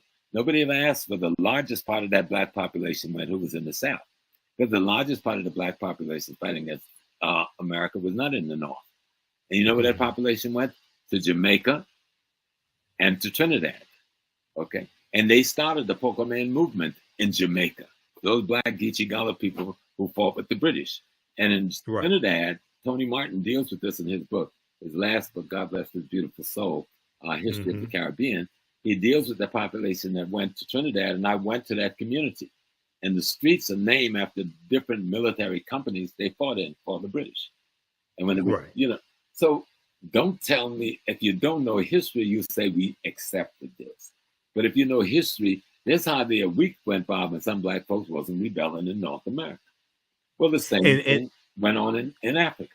It would a day go by where somebody wasn't killing an enemy, escaping from slavery, leading an army against the enslavers, putting up defense against enslavement, and that's all across the continent of Africa. And here in the United States, especially, other ways that we rebelled against slavery, learning to read and write was a way of rebelling against slavery. Mm-hmm. And one of the things many of us did when we learned to read and write, we wrote our own freedom papers and ran away also. Because oftentimes the slave patrollers, a lot of them were illiterate. That patrolled the roads, things like that. So you can give them with a stamp on, and it was good to go. Yep, you can say this is your freedom paper. But the resistance movement in Africa was extraordinary because Africans didn't view human beings as commodities. That's culturally out of sync. Our worldview didn't work like that. You can't view Africa through European lenses. Otherwise, you're not going to even understand what resistance is. You know, to take a human being's name from them, that's tantamount to slitting somebody's throat. Right. You don't take a human being's name. Your name is your ancestral lineage tag. Takes you back to God. Right. You know? And so if you just look at the African concept of being human, it didn't allow for chattel slavery to be a part of their consciousness. And even those who got involved in that selling people as commodity, like for that period in Dahomey and that period in Ashanti, and maybe some other places as well, one thing you will see for sure, they knew nothing about chattel slavery. They had not been on a ship coming to America. Not a single one of them owned the slave ship. All right? They didn't control the armies that was controlling the shores of Africa. These were all white foreigners with guns. They didn't own a single plantation in America or the Caribbean or Central South America. So let's stop giving ourselves excuses for why we can't look in the mirror and love ourselves. Because a lot, let me tell you what a lot of this is. This resistance is self-hate. Correct. Correct. And someone is trying to say, stop hating yourself, but hating me felt so good. So it's hard to stop. You know what I'm saying? So, and I'm saying, stop hating yourself. Take this tool. No, this movie is not perfect. It's not a panacea. It's not going to solve all of our problems about the slave trade or history. But guess what? You watch movies all the time and you enjoy them. And most of them are nonsensical. Most of them disrespectful to Black people. Disrespectful to things African and our spiritual system. And you enjoy them. This one fight to be the opposite of all of that. Go in and enjoy it. I guarantee you, you'll come back and call Brother Michael. So, Brother Michael, thank you, brother. Thank you, brother. Because I saw some Black technicians and some Black directors and some Black actors and actresses, and they put on a beautiful, fictitious performance inspired by the history of our people, about our women who were extraordinary warriors. And see, the thing is, these women were considered by the whole world that found out about them to be the most extraordinary of extraordinaries. Right. It ain't that they didn't exist. They exist. And the little piece of them that we see in this film that talk about their principles, their integrity, their dignity, their training, their devotion, their loyalty to their nation and their king, that's just a tiny bit of who they really were. Right. Because if we did not have these women, we would not have the woman who raised Jean-Jacques Dessalines, who was one of these women in Haiti to give us the Haitian Revolution victory. Yes. One of these women from the Dahomey army who raised Jean-Jacques Dessalines. And my sister, Ezele Danto, is trying to get a piece out here. She's calling it the Dadas. It's about some of these women. Yeah, I know her. And Danto, I know her. Yeah, she's an extraordinary sister. The Free Haiti movement is what she's ahead of. And these women, many of whom was a part of that fighting force, who've now been captured and sold into Haiti by the French. They've not gotten old, broken down, can't have sex no more, they can't be abused no more, they can't work in the field no more. So the Catholic Church takes them, according to Ezele Danto, these ladies they call the Dadat, and they put them in a church lay organization to convert other young African enslaved women to Catholicism. But instead, these very ladies, these former warriors, trained the leadership that become the women leadership in the Haitian Revolution.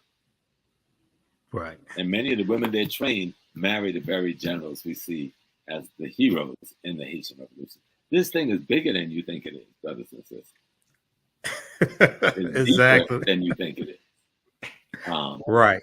So study, if this movie does nothing else but make you pick up a book, grab a DVD and start studying, listening to Brother Carver, Dr. Jeffries, Dr. Clark, Dr. Jacob Rufford, Dr. Asa Hilliard, Dr. Amos Wilson, going back to my brother in England with When We Ruled. Robin Walker. Walker. I got his book right behind me, Robin Walker. And brilliant brother. See that we have an extraordinary history. We did not give up. Otherwise, we would still be in slavery. Right. We fought every single day from one end of Africa to the other, from one end of the Caribbean to the other, from one end of Central South America to the other, from one end of North America to the other. And we've transformed the white world.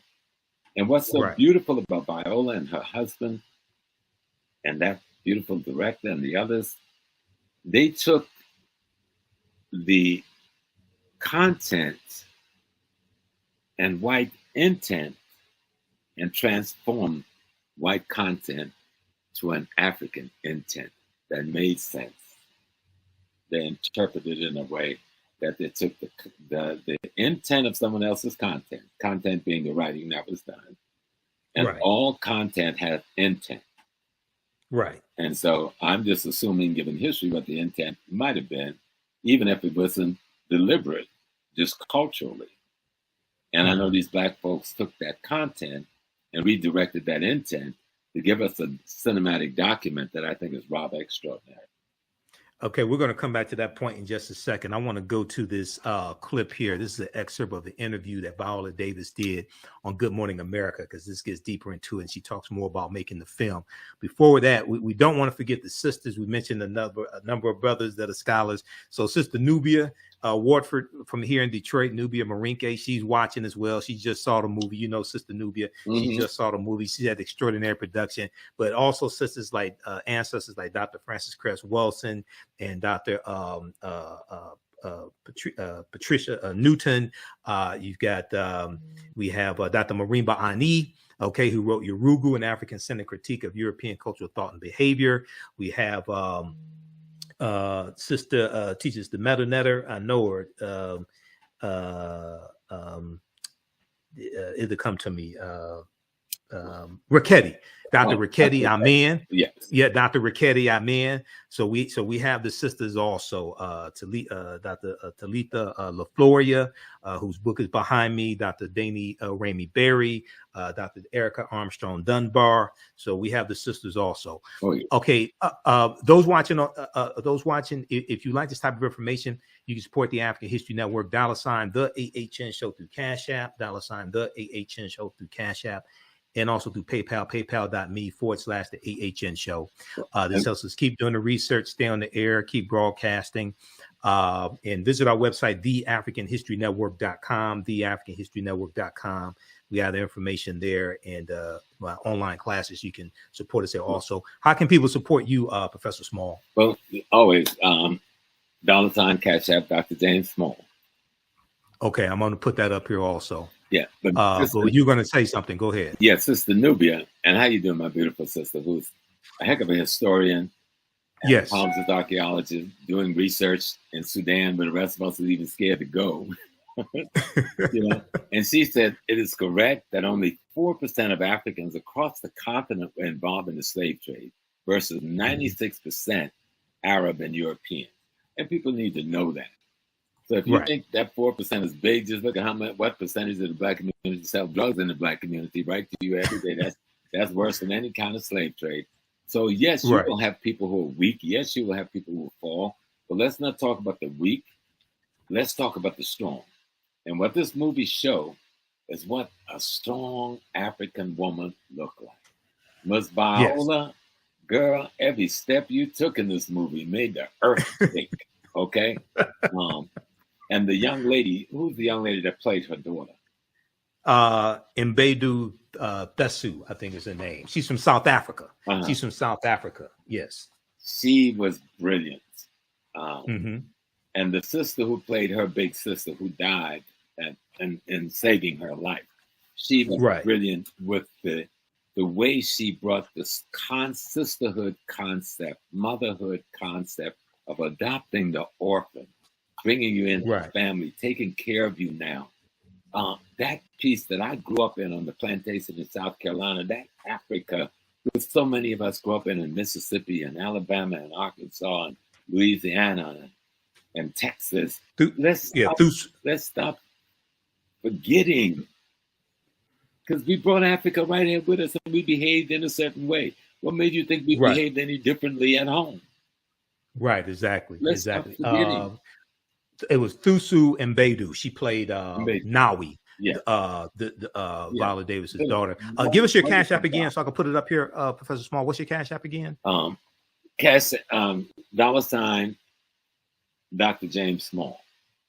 Okay, Dr. James Small. Uh-huh. Okay, we'll put that up here so you all can support Professor Small also. Okay, I want to go to I want to play a little excerpt of this interview. Viola Davis was on Good Morning America on September 13th, 2022, and let's go to this clip here. It's a movement. This is so much more than just a movie, and you even talked about it being so important to you, and just that zenith for you. That sort of magnum opus, I call it. Yeah. I think the same reaction that you have as an audience is the reason why I did the movie.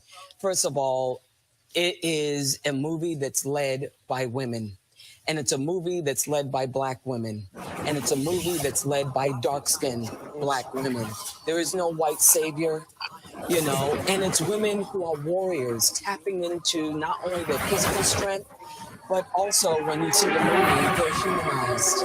And so, when have you seen that? I remember someone online said, I'm tired of seeing dark-skinned Black women as just strong and fighting and masculine. And I was like, when have you ever seen that? We do now. And what a cast you've put together to tell this story. Absolutely. Tuso Bedu, Lashana Lynch, Sheila Atim, you know, Adrian Warren, who was in Tina Turner, you know, as well as Sia, Shioma, Jamie Lawson, women who are beyond brilliant, but also, I mean, women who are playing roles of Agojie warriors that literally, it could have been an action film. But when they walked in, you see people, you see humans. And I think that's what shifts. You bring out the best in people because the critics are saying this cast, everyone in every single role, the best. Yes, absolutely. And, you know, here's the thing, you know, as a woman, you're taught that being a girl and being feminine is not about tapping into your physical strength. It's about being demure, speaking in a high voice, being polite all the time. Whereas the challenge of, the reason why I loved it so much is my body served me. And it was, I had to do 5 hours of weightlifting and martial arts every day. Was that all new for you? Wait a minute, you did martial arts, you did weightlifting, you did sprinting, you did weapons training, but you had to take a DNA test. DNA test, which I didn't want to see. I didn't want to see I'm lactose intolerant. I have a high rate of injury. I said I can't eat sugar. I mean, and I had to keep telling Gina, Prince-Bythewood, great director. I had to keep calling her and say, Gina, listen to me now. You know I'm 56. You know if I get on that treadmill at 9.4, I lose oxygen. If I lose 9.4, I could die of a heart attack, Gina. These girls are 30 years old. Gina, you got to do something else. You got to do something else, Gina. You're going to have a dead warrior here. Let's give everybody a look. All right. Your family, no wonder. Okay, so that's an excerpt of a great interview that Viola Davis did on Good Morning America. That's on the Good Morning America's YouTube channel. That's from September 13th, 2022. Okay, any comments on that before I go to the next topic? No, I think she said it all. I mean, this was Black women having an opportunity to interpret their racial history, and at the same time to interpret the role that Black women have played in history, are playing in history, and could play in history. Right. You know, when we look at the civil rights movement in America, from top to bottom, there's that Black woman. You know, when Marcus Garvey goes to prison, he leaves Henrietta Benton Davis in charge of UNIA, and that's some brother. When Malcolm X goes overseas, he leaves a woman in charge of OAU. When Right. Malcolm X died, his sister Ella becomes the president of OAU. When the youth was trained to do the bus rides in the South, these were Black women who organized that bus ride into the South and trained them into nonviolent tactics. You know, whether you ever look at civil rights leaders marching with Dr. King and others, you see all those Black women right there marching. You see Sister Fannie Lou Hamer in Mississippi, the most terrorist state in America at the time, who had been abused and raped in prison and beaten in all kinds of ways. She was sterilized also. You know, and forcing the Democratic Party convention to come to a halt. Nothing like that had ever happened in the history of America at the convention in Jersey. This Black woman had been fierce throughout our history. She is our mother. And any foolish man would get caught up in some white dialectic foolishness and not understand your mama, your wife, your daughter, your sister, and you're caught up in some female demeaning, minimizing process. You know something's wrong with you, so go on and fix yourself. Exactly. Yes. So before I played that clip, you were talking about the difference between the content and the intent. Right. The content and the intent. Talk about that, because we discussed that earlier today, and you're talking about the two white female writers, Maria Bello and the other one, their intent, and then what Viola Davis and her husband Julius Tennant were able to do. Talk about that, please. Right. Having worked on the film, I've seen some of the best writers who are well-meaning people who have done good research, and they're trying to write a Black story, but they don't come from our culture. They don't come from our value system. So these are not African Americans. These may be white, other ethnic groups. Right. Just to be clear. Okay. Right. They don't have our worldview. Right. And they're trying to tell the story. And what they end up writing is their content about us. But that content comes with an intent based on their value system and their worldview. And so I could see where Miss Davis and her husband would have to look at that content, analyze its intent, and then use the knowledge of being an African to take that content and alter its intent. You see, and the way we see the design. And you know, I can be critical, Michael, because when we first started, I'd get ready to beat up on Sister Viola. And I'd me back, Brother Small, you need to go watch it, Brother Small. And I watched it. And I told Professor Kaba the same thing. Professor Kaba the Common I told him the same thing. The work, and I know what they had to go to accomplish the work. I know our history, because like you, I'm wrapped in history. That's my thing. I am history, you know, and I know the culture. Like if you look up on my shoulder, you see Shango, the big guy, standing there with all of my electors around his neck. Next to Shango is my mother, Oya. Above Oya is the head of the Benin prince that the European captured and don't want to give us back that head. Sitting at the bottom is the Ashanti god, because I go nowhere without them. I immerse myself in the philosophy that surrounds them. And so, like Viola was talking about how she had to get in shape and to do this movie, because you could see it was very challenging physically. But you could see them meeting the challenge. And African culture, when you're trying to take the content written even by Africans themselves, because you got to remember, colonization and slavery have altered our consciousness to such a degree that much of our content have the wrong intent because of value system and worldview. And if you want to bring a message to really talk about taking content and creating an intent that will bring a message that will show, even in fiction, the possibility of what the history of a people could have been and should have been, they had a job cut out for them, and they met the challenge. Yes, they met. I definitely agree. I definitely agree with that.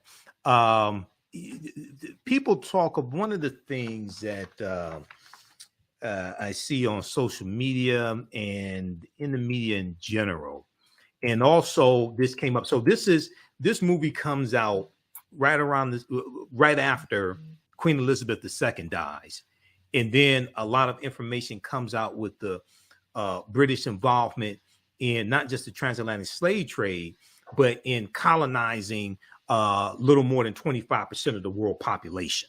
Okay. So some people say things like, well, the British abolished the international transatlantic slave trade in 1807, and Dahomey didn't want to abolish it, or the British did the right thing, or they try to make the British out to be saints or something like that. And it's like, wait a second, they got involved in 1562, okay, and they didn't. And in 1807, when they passed the Slavery Abolition Act, that just dealt with bringing Africans into their British colonies. It was still legal to have slavery in the British colonies. They didn't end that to 1834. Yeah, they didn't end slavery. Talk about that. Right. Yes. The British did not end slavery. What the British did was to interrupt the competition. Slavery produced for Britain the beginning of the Industrial Revolution. But now those who had free labor was challenging the wealth of the Industrial Revolution. So Britain replaced its labor population with the Irish and the Scots who they were occupying, who they had colonized in the British Isles. People don't even go back there. The Irish and the Scots, this was their land. British people we call British people, these are Germans, Anglo and Saxons who invaded these people. All right? Right. And so now they realize in order to make the money, they had already made all the money, all of the wealth that undergirds the Industrial Revolution in Britain comes from the transatlantic slave trade. All of that. Right. They had no wealth before that of any significance. Okay. Right. And so now they had that wealth. They wanted to move in another direction in terms of wealth building and wealth creation. But that was being challenged by these other states who was getting the wealth from slavery, from the slave trade. So France, who was the competition, Denmark, who was the competition, Spain, a competition, Portugal and Germany. Britain had found a way to minimize their ability to use wealth from the transatlantic slave trade to challenge British hegemony over the burgeoning Industrial Revolution. Do y'all hear what I'm saying? Yes. You get it? Okay? Yes. So they trade chattel slavery for wage slavery on the Irish and Scots. The Irish and the Scots. And then at the same time, they want to minimize the French developing their industrialization and minimize the Portuguese and Spanish developing their industrialization. But to do that, you've got to then do what they went out there with ships and said, and they only have 3 ships out there. 3 ships that can patrol the whole Atlantic Ocean. Give me a break, okay? So they went out there with ships and said, we're going to block you from trading, making money off the slave trade, because that's going to make you wealthy enough to compete with us in this new industrial direction we're going in. And we're going to say we're doing something for humanity. But at the meantime, they still got people enslaved, not just in Britain itself, but in all the British colonies around the world. Well, now we're going to take it a step further, and then I want to just show briefly some information dealing with the Industrial Revolution, because I do a whole presentation dealing with the African American origins or African American roots of Labor Day history, and this goes back into the origins of the Industrial Revolution, starting in the 1790s in Manchester, England, and a lot of the cotton that was being produced at that time was produced by African slave labor. So when we look at it, people can read this article here. I'm not going to go through the whole thing, but read this article. It's a fact check. It's from USA Today. I've talked about it before in the African History Network show. This deals with United Kingdom finished paying off debts to slave-owning families in 2015, which they did. They had to take out a loan to pay. Now, what happened was when they abolished, finally abolished slavery in 1834 in their colonies, Britain pays 46,000 British slave owners. They paid them reparations. It's about 19 million pounds. I don't know what that translates to in dollars. It was about 19 million pounds. Okay. And then they take out a loan to pay them. They just finished really paying off that loan and the interest, things like that in 2015. But this section here in the article, in total, about 3.5 million African people were transported to British colonies across the Americas and Caribbean, though only 2.75 million survived the harrowing Middle Passage in the confines of slave ships across the ocean. So you would think the way a lot of this stuff is floating around, Professor Small, you would think it was Dahomey that sold 3.1 million Africans. Right. The British get left off the hook. They get let off the hook. Mm-hmm. And that's why it's important for people to go watch this movie, because Dahomey is simply prototypical of African resistance. The movie. Mm-hmm. This could have happened anywhere in Africa because it did happen everywhere in Africa. Right. Let me say it again. This could have happened anywhere in Africa because this type of resistance happened everywhere in Africa. You know? Yes, the resistance happened everywhere in Africa, and then also a lot of African ethnic groups, nations were given an ultimatum by Europeans: either you provide us with African captives, or we're going to take you also. Because the Europeans are coming with they had a military presence stationed on the shore. That's what slave dungeons were. Slave dungeons were forts that housed their military with their cannons and their armament that they could come up with on any given day and wipe you out, which they did on many occasions. Right. So let's study the thing and understand it. I want my brothers and sisters, especially African Americans, stop being cowards about learning your history. Don't come tell me about the baseball game, the football game, and the basketball game, and who's got a girlfriend, who's got a boyfriend, what's this one stat, and what's this, and none of that takes any money home to your pocket. None of that transform your consciousness and allow you to be a better person so you can raise your children in a safer world. History does that for you. History gives you a worldview. History gives you a perspective on your daily reality. History tells you who your friends and enemy has been and who your friends and enemies are today. Instead of you looking at yourself and hating yourself, hate the person that destroyed the image of yourself while you're restoring that image to yourself. And this takes study, but you don't have to study hard. I've got at least 100 tapes on YouTube. Just go listen to Brother Small. Ain't gonna cost you nothing. You know what I'm saying? Go to Michael Imhotep's education channel. Tune into his classes. Tune into Baba Kaba's classes. Tune into Dr. Ma'at. See what blow you away. And you'll realize that people say, well, where do I go to get the history? Just turn on your computer. You don't have to turn on your computer. Turn on your cell phone. All of us is all over your cell phone. Okay. Well, this is one of the reasons why I created the African History Network in 2010 to provide that information. Absolutely. Very quickly here, and then we're going to wrap up. And I want you to let people know. I want you to give people your website and tell people about your courses coming up, anything like that as well. But very quickly, we talked about the Industrial Revolution. Now, this comes from the BBC. This is part of my presentation that I do dealing with the origins of the Labor Day holiday. This is from bbc.co.uk, and they have a lot of documentation on all this, the BBC. Slave trade and the British economy.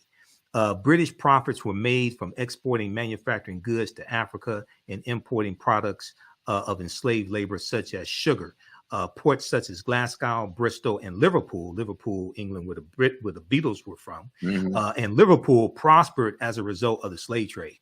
So they go through and they have all these charts and things like this, but there's a portion here dealing with cotton that I just want to focus in on, and I want to see if I can get to this. Okay, they talk about this. I can't. Let me see which page is this on. They have these slides here. Which one is this? Okay, this is 3. The role of the trade in navigation. And okay, this deals with manufacturing. So this one right here shows economic growth and the Industrial Revolution. Many historians describe the Industrial Revolution as a process rather than as an event.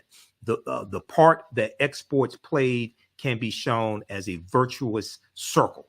So exports grow, industry grows, business owners invest and look for better machines. Machines get better, products get cheaper, exports grow. You have this cycle. They were trying to corner the market when they did this thing of blockading the slave trade.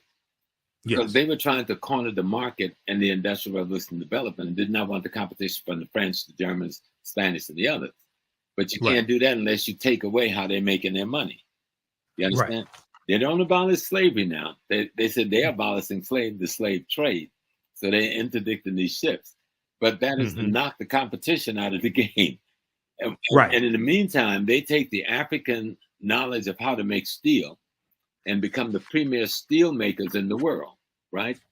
And so the guy who founds Chase Bank, right, gets trained by the House of Rothschild, sent deliberately over to England because America was using the steel from Britain to build the railroads, to bring the cotton to the market, to feed the British cotton industry, textile industry. And so this about, and then so what they began to do in America was, instead of, even though they were still bringing us in on ships and beating the blockade, they began to breed us over here. Right. Instead of after 1807, because the U.S. March 2nd, 1807, the U.S. Congress passes a bill to abolish the international transatlantic slave trade. The U.S. involved, but not abolish that goes slavery. into effect. No, I understand. Right. Trust me, I understand. That goes into effect January 1st, 1808. Yes. Okay. That's based upon Article 1, Section 9, Clause 1 of the U.S. Constitution that stipulated the earliest that the international transatlantic slave trade could be abolished was 1808. That means bringing Africans into this country to enslave them. So all the now here's the thing. They kept doing that. Is to knock out because America and Britain are partners in this. So they want to knock out the competition, the French, the Portuguese, the Spanish, the Brandenburgs, the Dutch. And by cutting that off from them, they're cutting off the supply. Right. They're cutting off the supply. And in America, where they had a large enough piece of territory and a large enough Black population, they could go into the breeding process. And that's what they did. Right. And what it did was it also increased the value of the African slaves that are already here, because you're cutting off the supply as well. Now, the other thing is, even though it was illegal after January 1st, 1808, they kept bringing Africans in. Right until the 1860s. Right up to the when the Clotilda comes in, So all the Africans, the one we know about. Right. That's the last known slave ship we know about. Yeah. And that was because of a bet. Timothy Mayer was the white wealthy businessman who made a bet that he can smuggle Africans into the country. But one of the points I want to make, all the Africans that were brought to this country from January 1st, 1808 through July of 1860, when the Clotilda comes in, all that was illegal based upon federal law. Right. Okay. So that helps to lay a legal foundation, not a moral foundation, but a legal foundation for reparations, because Europeans violated federal law. Also, there was a tax up to $10 paid for each African that was smuggled, that was brought to the country illegally as well. That's stipulated in the Constitution. Okay. Article 1, Section 9, Clause 1. Now, and when we look at the U.S. Supreme Court case of the Amistad, the United States versus the Amistad, those Africans, when their freedom, Joseph St. Q and those other Africans on the Amistad slave ship, they win their freedom in the U.S. Supreme Court, because the U.S. Supreme Court rules that it violated international treaties for those Africans to be captured. It was illegal for them to be brought into the country because the international transatlantic slave trade was abolished, and they were given their freedom. Okay, so this is why we have to understand history and law, and use this.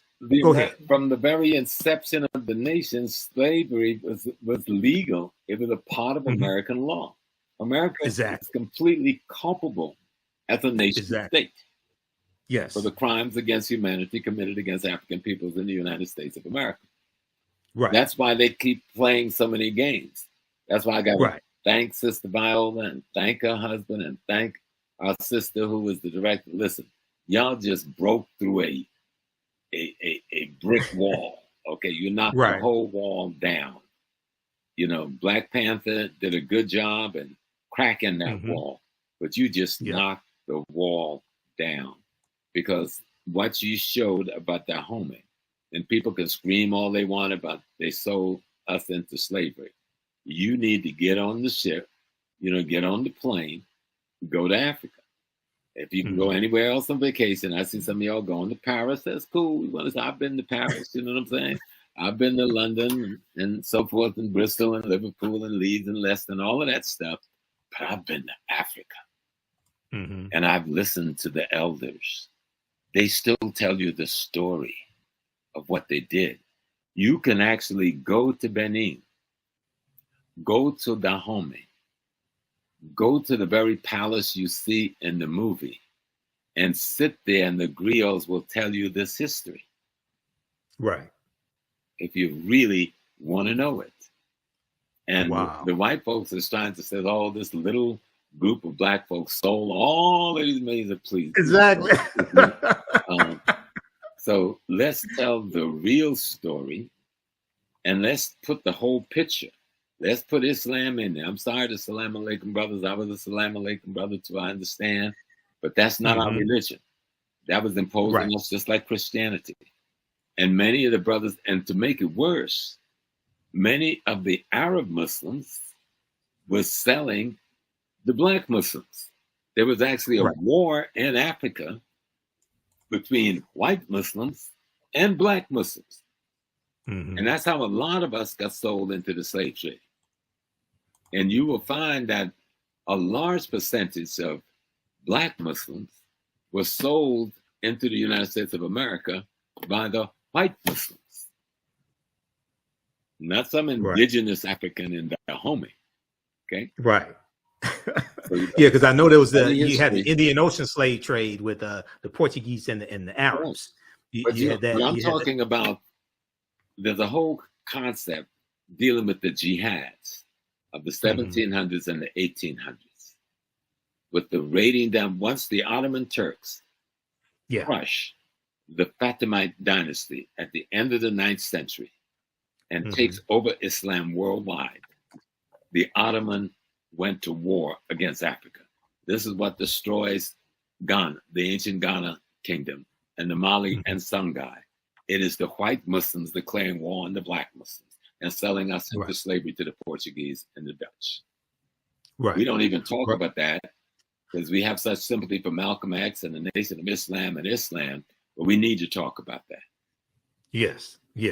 That and because that deals with El Mansur of Morocco invading Songhai in 1591. That right there. And one of the things, and Dr. Jose Pimenta Bey talks about this in like the book Golden Age of the Moors, a fantastic book edited by Dr. Ivan Van Sertima. But Dr. Jose Pimenta Bey, who has an essay in that book, along with Renoko Rashidi. That's the beginning of it. The jihads of the 1800s and is where you really see the explosion of this. With coming down through Nigeria, Cameroon, Ghana. That's how the Ashanti gets involved in this thing, because they're fighting with the kingdoms of the Arabized, Islamized kingdoms in northern Ghana, encroaching on the hinterland of Ashanti. Okay, and the Ashanti is selling their prisoners of war, captured in that conflict. The same thing with the Mose people of what is now Burkina Faso. Mose being an indigenous population, but fighting with the Islamic encroachment on what became Upper Volta and later this. You see the same thing in Cote d'Ivoire, with the Akan people of Cote d'Ivoire, having and another ethnic nation having to fight this Islamic horde coming from the north. And of course, a lot of them end up being black because they're being converted the same way we're being converted to Christianity.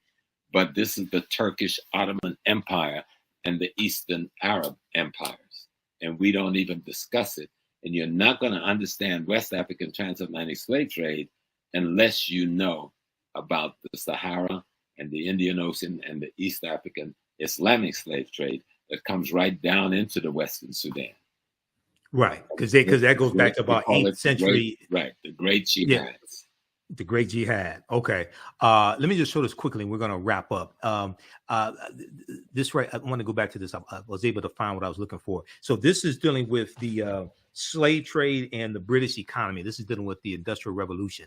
This talks about, this section talks specifically about cotton. Okay. From 1750 onwards, a new industry emerged in Britain, the production of cotton cloth. Wool production had previously been Britain's major industry, but cotton had one key advantage: machinery is better than wool. And then 1793, you have the cotton gin invented here in the U.S., and then you're going to have copies of the cotton gin, which reduces the cost to producing cotton. As a result, it was cotton production that the Industrial Revolution began. As a result, it was in cotton production that the Industrial Revolution began, particularly in and around Manchester, England. The cotton was used was mostly imported from slave plantations. Slavery provided the raw material for industrial change and growth. So when we talk about this Industrial Revolution, the foundation of that was the cotton that African slaves grew. Go ahead, Professor Small. Well, no, you just laid it out. And the thing that people must understand is that the American banking system was tied in to the British banking system. Full partnership. Yes. J.P. Morgan Chase comes out of a tutelage by the House of Rothschild in London. Okay. And they were involved in selling the steel to America, right? To create the rail lines to move the cotton to the docks, put on the ships to send to England. Okay, all tied up, all wrapped up in one neat package. And so when they talk about they were blockading Africa to stop the slave trade, yeah, they were trying to knock out their competition in the Industrial Revolution. Exactly. So let's get it straight. Yep. And everybody, you can this other article here you can check out. I showed it on the screen briefly. I didn't give the name of it. This is a really good article. This is from SmithsonianMag.com, Smithsonian Institute. This deals with the real warriors behind the Woman King, the real warriors behind the Woman King, September 15, 2022. And goes through, it's about, I printed out all these articles I print out. I have thousands of articles printed out. So it goes through all this history, and it deals with where the movie opens in 1823 also. Okay, yeah, because it talks about right here, it opens in 1823 with a successful raid by the Agojie, who freed captives from the enslavement from the clutches of the Oyo Empire, a powerful Yoruba state. Okay, so it starts with the opening of the movie. Okay, Professor Small, look, we're going to wrap up here. Once again, I know I've taken one of your online classes you taught a few years ago, and I think it was dealing with the Yoruba, some of the Ifa, things like this. So give people your website address. Let people know about how they can support you, DVD lectures, courses that you offer, things like that. Yeah, well, right now you can go to my website, ProfessorJamesSmall.com. Then my Facebook page, which is very popular, ProfessorSmallAfricanWorld.com. Facebook is messing with me for some reason for the last 2 weeks, but I've been too busy to deal with them. I don't know what I said that got them upset. They're blocking all my pages and stuff. But I'll get it soon when I get time to deal with them. But you go to my website, and then my email is amponsa3@gmail.com. amponsa3@gmail.com. I will be starting classes again, starting at the beginning of 2023. I want to finish this Godfather of Harlem piece, which we should be finished at the end of October. It should be coming out the first week in January. It's better than the last two by 100 miles. You're gonna love it, right? Because we got more courage, we got braver. You're gonna see a Nestor Che Guevara. You're going to see Che Guevara and Malcolm. You're going to see the CIA trying to kill both of them. You're going to see the FBI plotting Malcolm's assassination. I put it all out there. We're going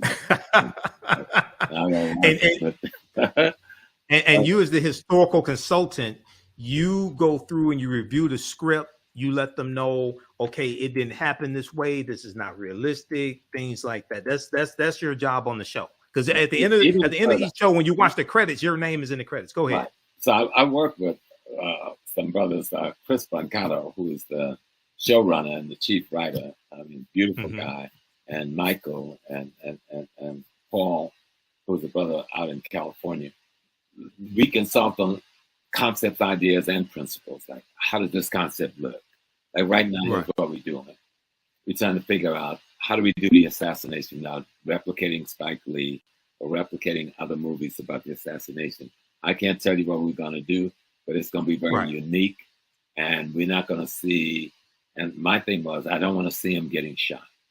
How do we handle that? Right. How the writers handle it is just beautiful, right?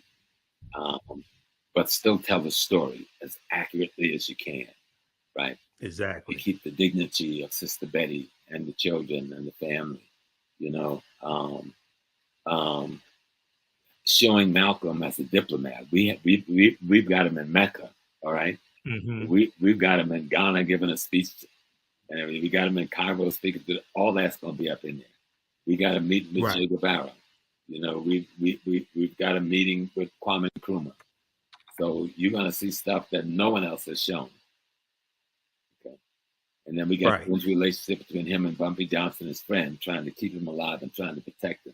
Then we bring the CIA into play through the Cuban drug lords, right, into Harlem. And then we get the FBI coming in, wanting to stop Malcolm. But see, that gets hidden in other pieces. They talk about the Nation of Islam, but they don't talk about these other forces. So we're going to deal with the other forces big time out front. You know, I deal with this in my classes. There's a good article, and you just hit on a little bit of this. There's a good article by Deneen L. Brown for the Washington Post. It deals with the day Dr. King met Malcolm X, March 26, 1964, at the U.S. Senate debate for the Civil Rights Act. Martin Luther King Jr. met Malcolm X just once. The photo still haunts us with what was lost. But what I want to hit on very quick. We got him down in Selma. In the movie, we got him doing the speech in Selma. We got a meeting with Andy Young. We got a meeting with Coretta. We're going to tell the story hard. Well, Malcolm gets in. Well, I was going to hit on when Malcolm officially separates from the Nation of Islam, March 8, 1964. Malcolm gets involved in the Civil Rights Movement. Right. Okay. And that's a part of Malcolm's life that's not talked about a lot. You got to do some research to understand this. You can't just quote excerpts of Malcolm's speeches. And Malcolm, the Battle of the Bullet that he first delivers that I know of, March 29, 1964, in Washington Heights, New York. One of the things he's talking about in the speech is interjecting Black nationalism into the Civil Rights Movement. Right. Okay. He actually has a meeting in 65 and Ruby Dee's brother's Tom's house in Queens. And he meets with all of the civil rights leaders there. The only one that didn't make it was Dr. King, but Dr. King, he sent his rep. All right. And they agreed that they would work together. And Fannie Mahima, who was at that meeting, invites him to come to Mississippi, a lecture that would have taken place of 2 weeks after he was assassinated. Right. In the documentary, Make It Plain, they talk about that, but they said it was at Juanita Portier's house. No, it was Tom's house. Tom's house? Okay. Tom's house. And what was his relation to Ruby Dee? His brother. That's Ruby Dee's brother. Ruby Dee's brother. Okay. Ozzie Davis's wife, and Ruby Dee. They were very close to Malcolm, that whole family. Right. So exactly. Belafonte, of course. He was, those men were. Because they had this meeting. They had this meeting with the major civil rights leaders and Malcolm, so they could put all their differences out on the table and work together. That's basically what the meeting. And this is what forced Hoover to get more aggressive towards Malcolm's removal.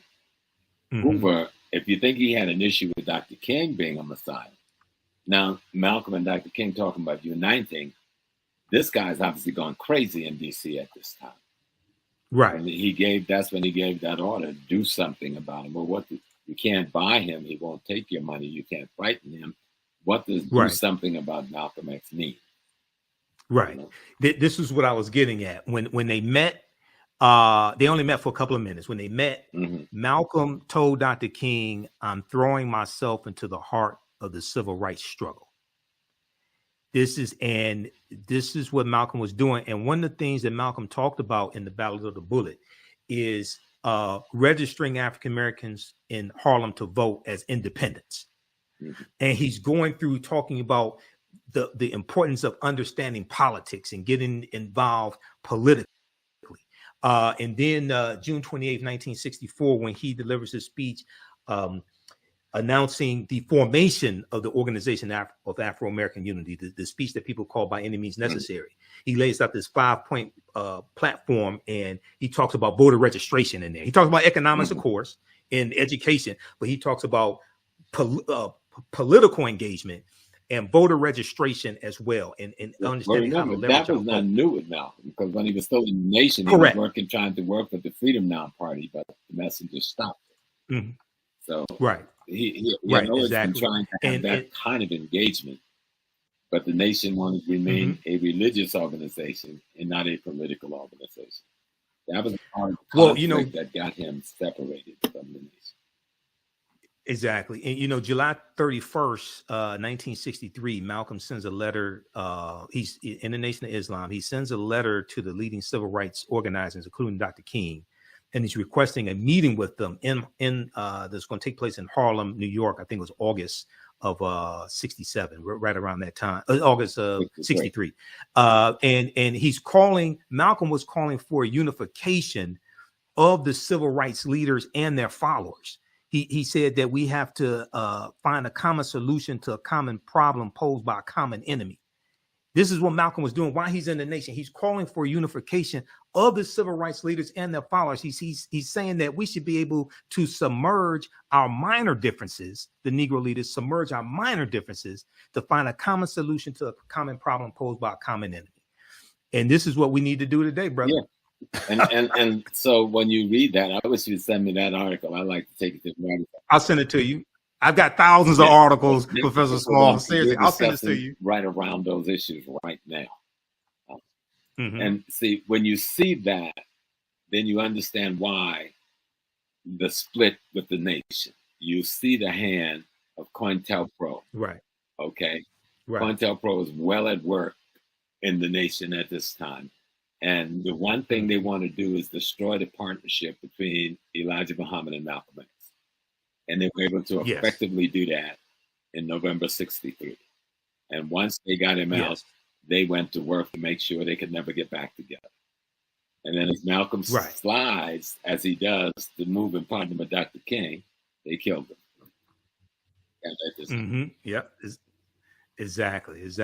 Well, look, brother, it's been fantastic. People have learned so much. Everybody support Professor James Small and support the African History Network. Again, here's his website, ProfessorJamesSmall.com, ProfessorJamesSmall.com. And then his Cash App also is $ Dr. James Small, $, Dr. James Small. And then be sure to support the African History Network as well. Well, look, brother, it's been fantastic. I know you got to run.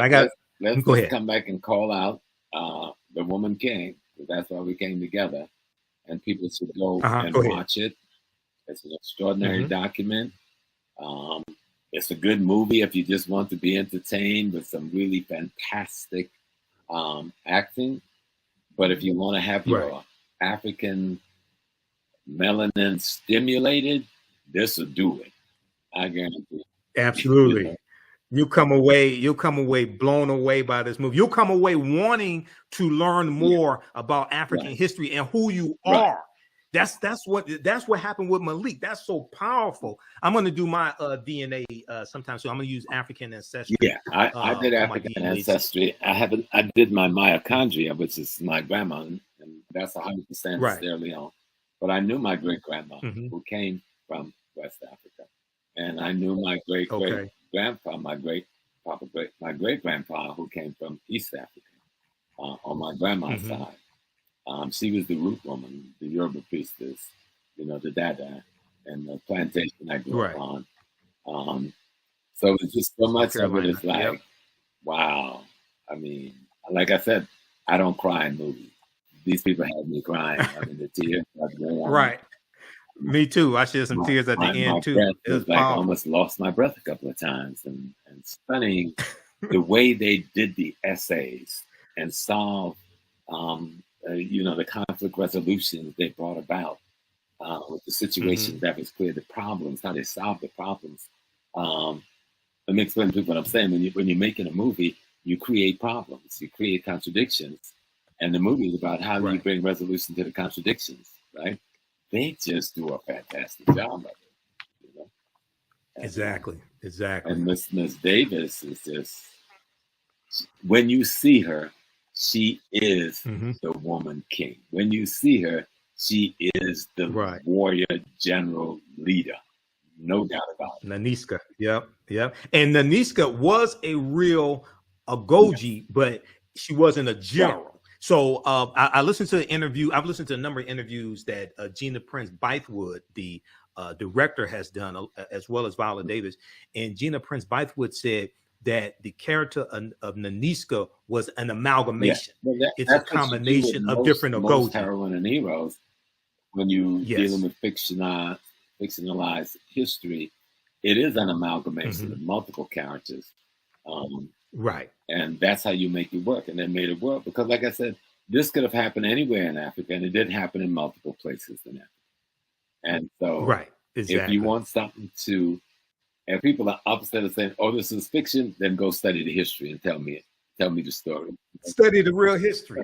Yep. That's why we're doing this show, that deal with the real history, because what happens is movies that have a historical foundation but a lot of fiction in them, it causes people to want to know more about the real history. That's why I'm doing this show. That's why I contacted Professor Small. I contacted Sylvian Diop, who wrote Fighting the Slave Trade. I'm trying to get in touch with her. I talked to Dr. Talitha LaFloria, who wrote who's the author of this book here. We've had her on the show before, Chained in Silence, Black Women and Convict Labor in the New South, Dr.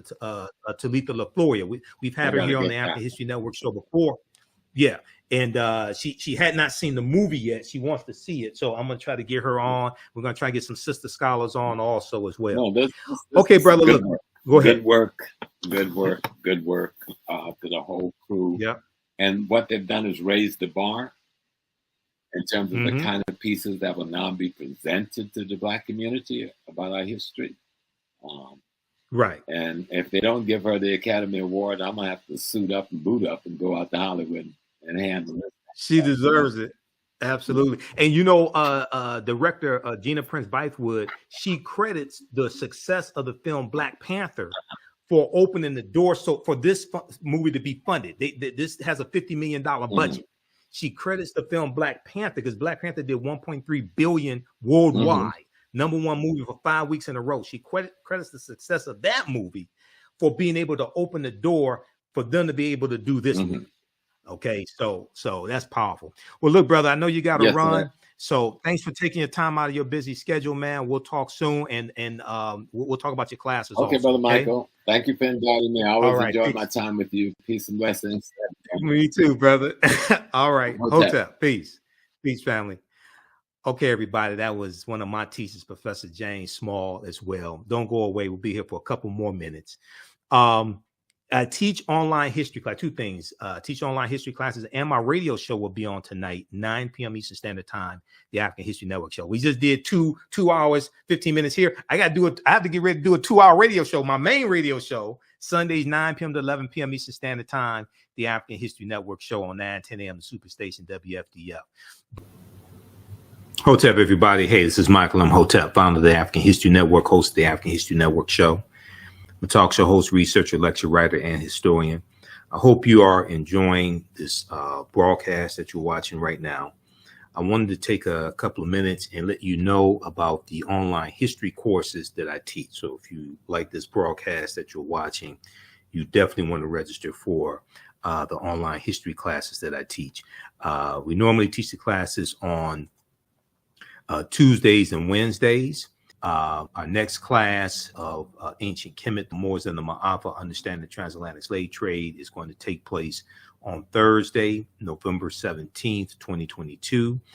7 p.m. to 9 p.m. Eastern Standard Time. So if we look at a brief overview of the class, and the class is on sale, the class is on sale $60, regularly $130. Okay, so we have the class discounted right now. And if we look at a brief overview of the class as well, I've been teaching this class since 2017.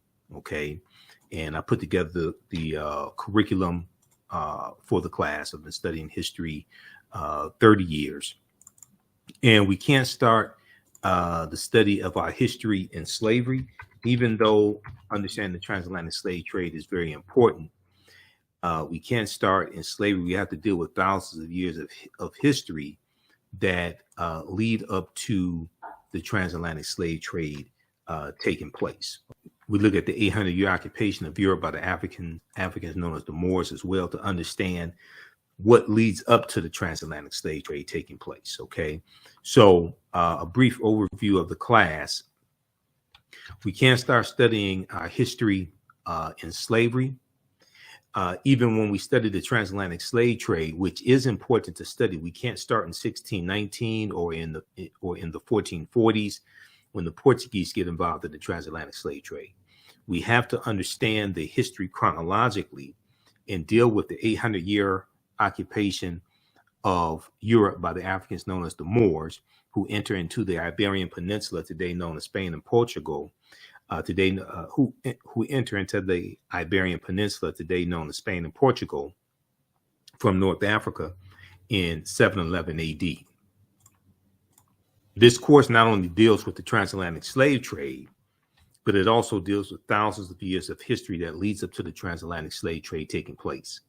August 20th, 2019 marked the 400th year anniversary of the 20 and odd Africans who came into Point Comfort in Virginia, August 20th, 1619, on the White Lion pirate ship. And this would later be the colony of Virginia. Okay. And when those 20 and odd Africans came in, codified slave laws did not exist in any of the 13 colonies. Codified slave laws don't come to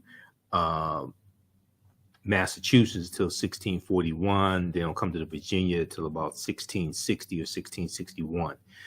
Now, this year, 2019, was known as the year of return. The year of return, as many African Americans were reconnecting to Africa and traveling to Ghana and other West African countries. When we discuss the transatlantic slave trade, we have to first understand that African people are the original people of North, Central, and South America, and have been in the land we call the United States of America at least 51,700 years. Okay, so we have the information on the homepage of our website, AfricanWork.com, TheAfricanHistoryNetwork.com.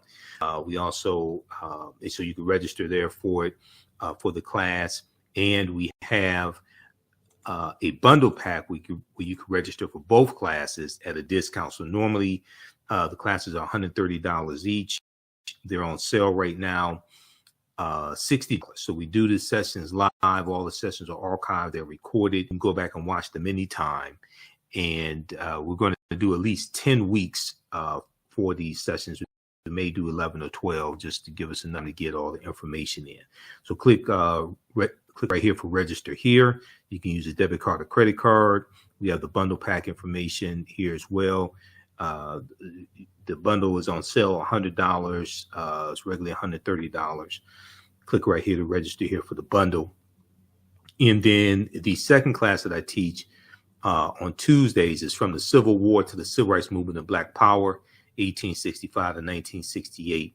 That next class is going to be on Tuesday, November 22nd. Tuesday, November 22nd. Okay. And this class picks up where basically where understanding the transatlantic slave trade leaves off. This is another 10-week online class. And once again, we do the sessions live. All the sessions are archived and recorded. You can go back and watch these classes a year from now, 2 years from now. You'll still have full access to the class. Okay, so with this course here, a brief overview. In the aftermath of the insurrection, a year ago, the January 6, 2021 insurrection at the U.S. Capitol building. At the U.S. Capitol, many leading historians drew parallels between the violence that we saw that day and the Reconstruction era, which was 1865 to 1877. And this was the period of political revolution directly following the U.S. Civil War, which was 1861 to 1865. This 10-week online course will analyze U.S. history primarily from the African-American perspective, beginning in 1865 with the 40 Acres and a Mule Special Field Order number 15. And actually, we start in 1800 with the 1800 census, and we look at 1803 with the Louisiana Purchase and the Haitian Revolution. And we go and look at history chronologically leading up to the Civil War taking place. And then we do at the end of the Civil War, Juneteenth, June 19th, 1865. We deal with Special Field Order number 15, 40 Acres and a Mule, January 1865. And then we look at the Reconstruction era. And we go through and look at history chronologically through to 1968. So we'll look at the Reconstruction era, 1865, 1877, the Red Summer of 1919, the year after the Civil War ended. I'm just sorry, the year after World War I ended in 1918, the Red Summer, where you had over 25 major race riots across the country. We look at the Jim Crow era, which is the period of time after Reconstruction ends. We go and look at the 1880s, 1890s, 1900s. We look at the Jim Crow era, and when the Southern states are rewriting their state constitutions to impose poll taxes and literacy tests, like the Mississippi State Convention of 1890. We look at World War I, the Great Migration, 1915 to 1970. 6 million African Americans migrate from the South up north and out west. World War II, the Civil Rights Movement, and the Black Power movement. To understand what happened to us after slavery ended.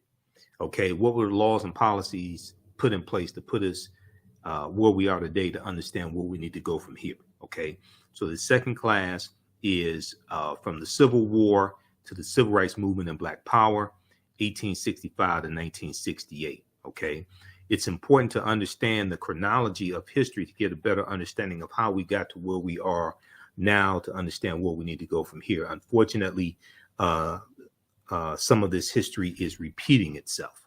Okay, so we have this available at our website as well, TheAHNShow.com. Normally the classes are on Tuesdays and Wednesdays. You can share this information with your children.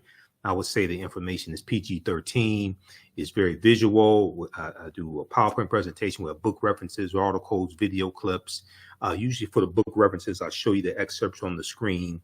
So, and we do the sessions live. All the sessions are archived and recorded. You can go back and watch it anytime. So as soon as you register for the classes, there's content that you can start watching right now. Okay, so hopefully you learn a lot in these classes. Keep watching our broadcast. Keep watching this video that you're watching. And follow us on our Facebook fan page, The African History Network, The African History Network, on our YouTube channel, Michael Imhotep, IMHOTEP, and Michael Imhotep on Instagram as well. Remember, right now it's correct wrong behavior. It's not over till we win Wakanda forever. And we'll talk to you next time. Peace. Also, you can also listen to our radio show. You can also listen to our radio show on Sundays, 9 p.m. to 11 p.m. Eastern Standard Time, the African History Network show. We have the information right on the homepage of our website right at the top. Okay, so we have our social media information, social media handles, and information about the radio show. And you can click right here to listen to audio podcasts of the radio show as well. We're on Sundays, 9 p.m. to 11 p.m. Eastern Standard Time, the African History Network show on 9:10 a.m. the Superstation WFDF in Detroit. You can also download the iHeartRadio app and search for 9:10 a.m. WFDF and listen live, or the TuneIn radio app. You can listen live there as well. Okay. All right. Remember, right now it's correct wrong behavior. It's not over till we win Wakanda forever. And thanks for watching our broadcast. Thanks for supporting us. Also, if you want to support the African History Network, $ the AHN Show through Cash App, $ the AHN Show through Cash App, and through PayPal, paypal.me/the AHN Show. This helps us keep doing the research, stay on the air, keep broadcasting, pay some of the bills.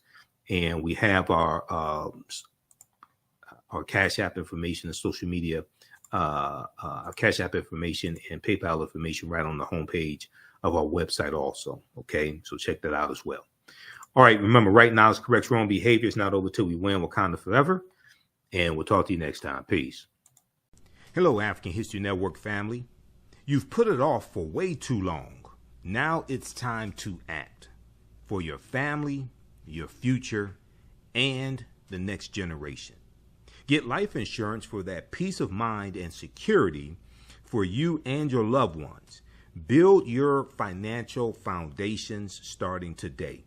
Your independent agent at Fortified Trust Life Brokers, with over a dozen strong A-rated life insurance companies to offer you the life protection you need when it comes to final expense, term life, whole life, mortgage protection, annuities, and more.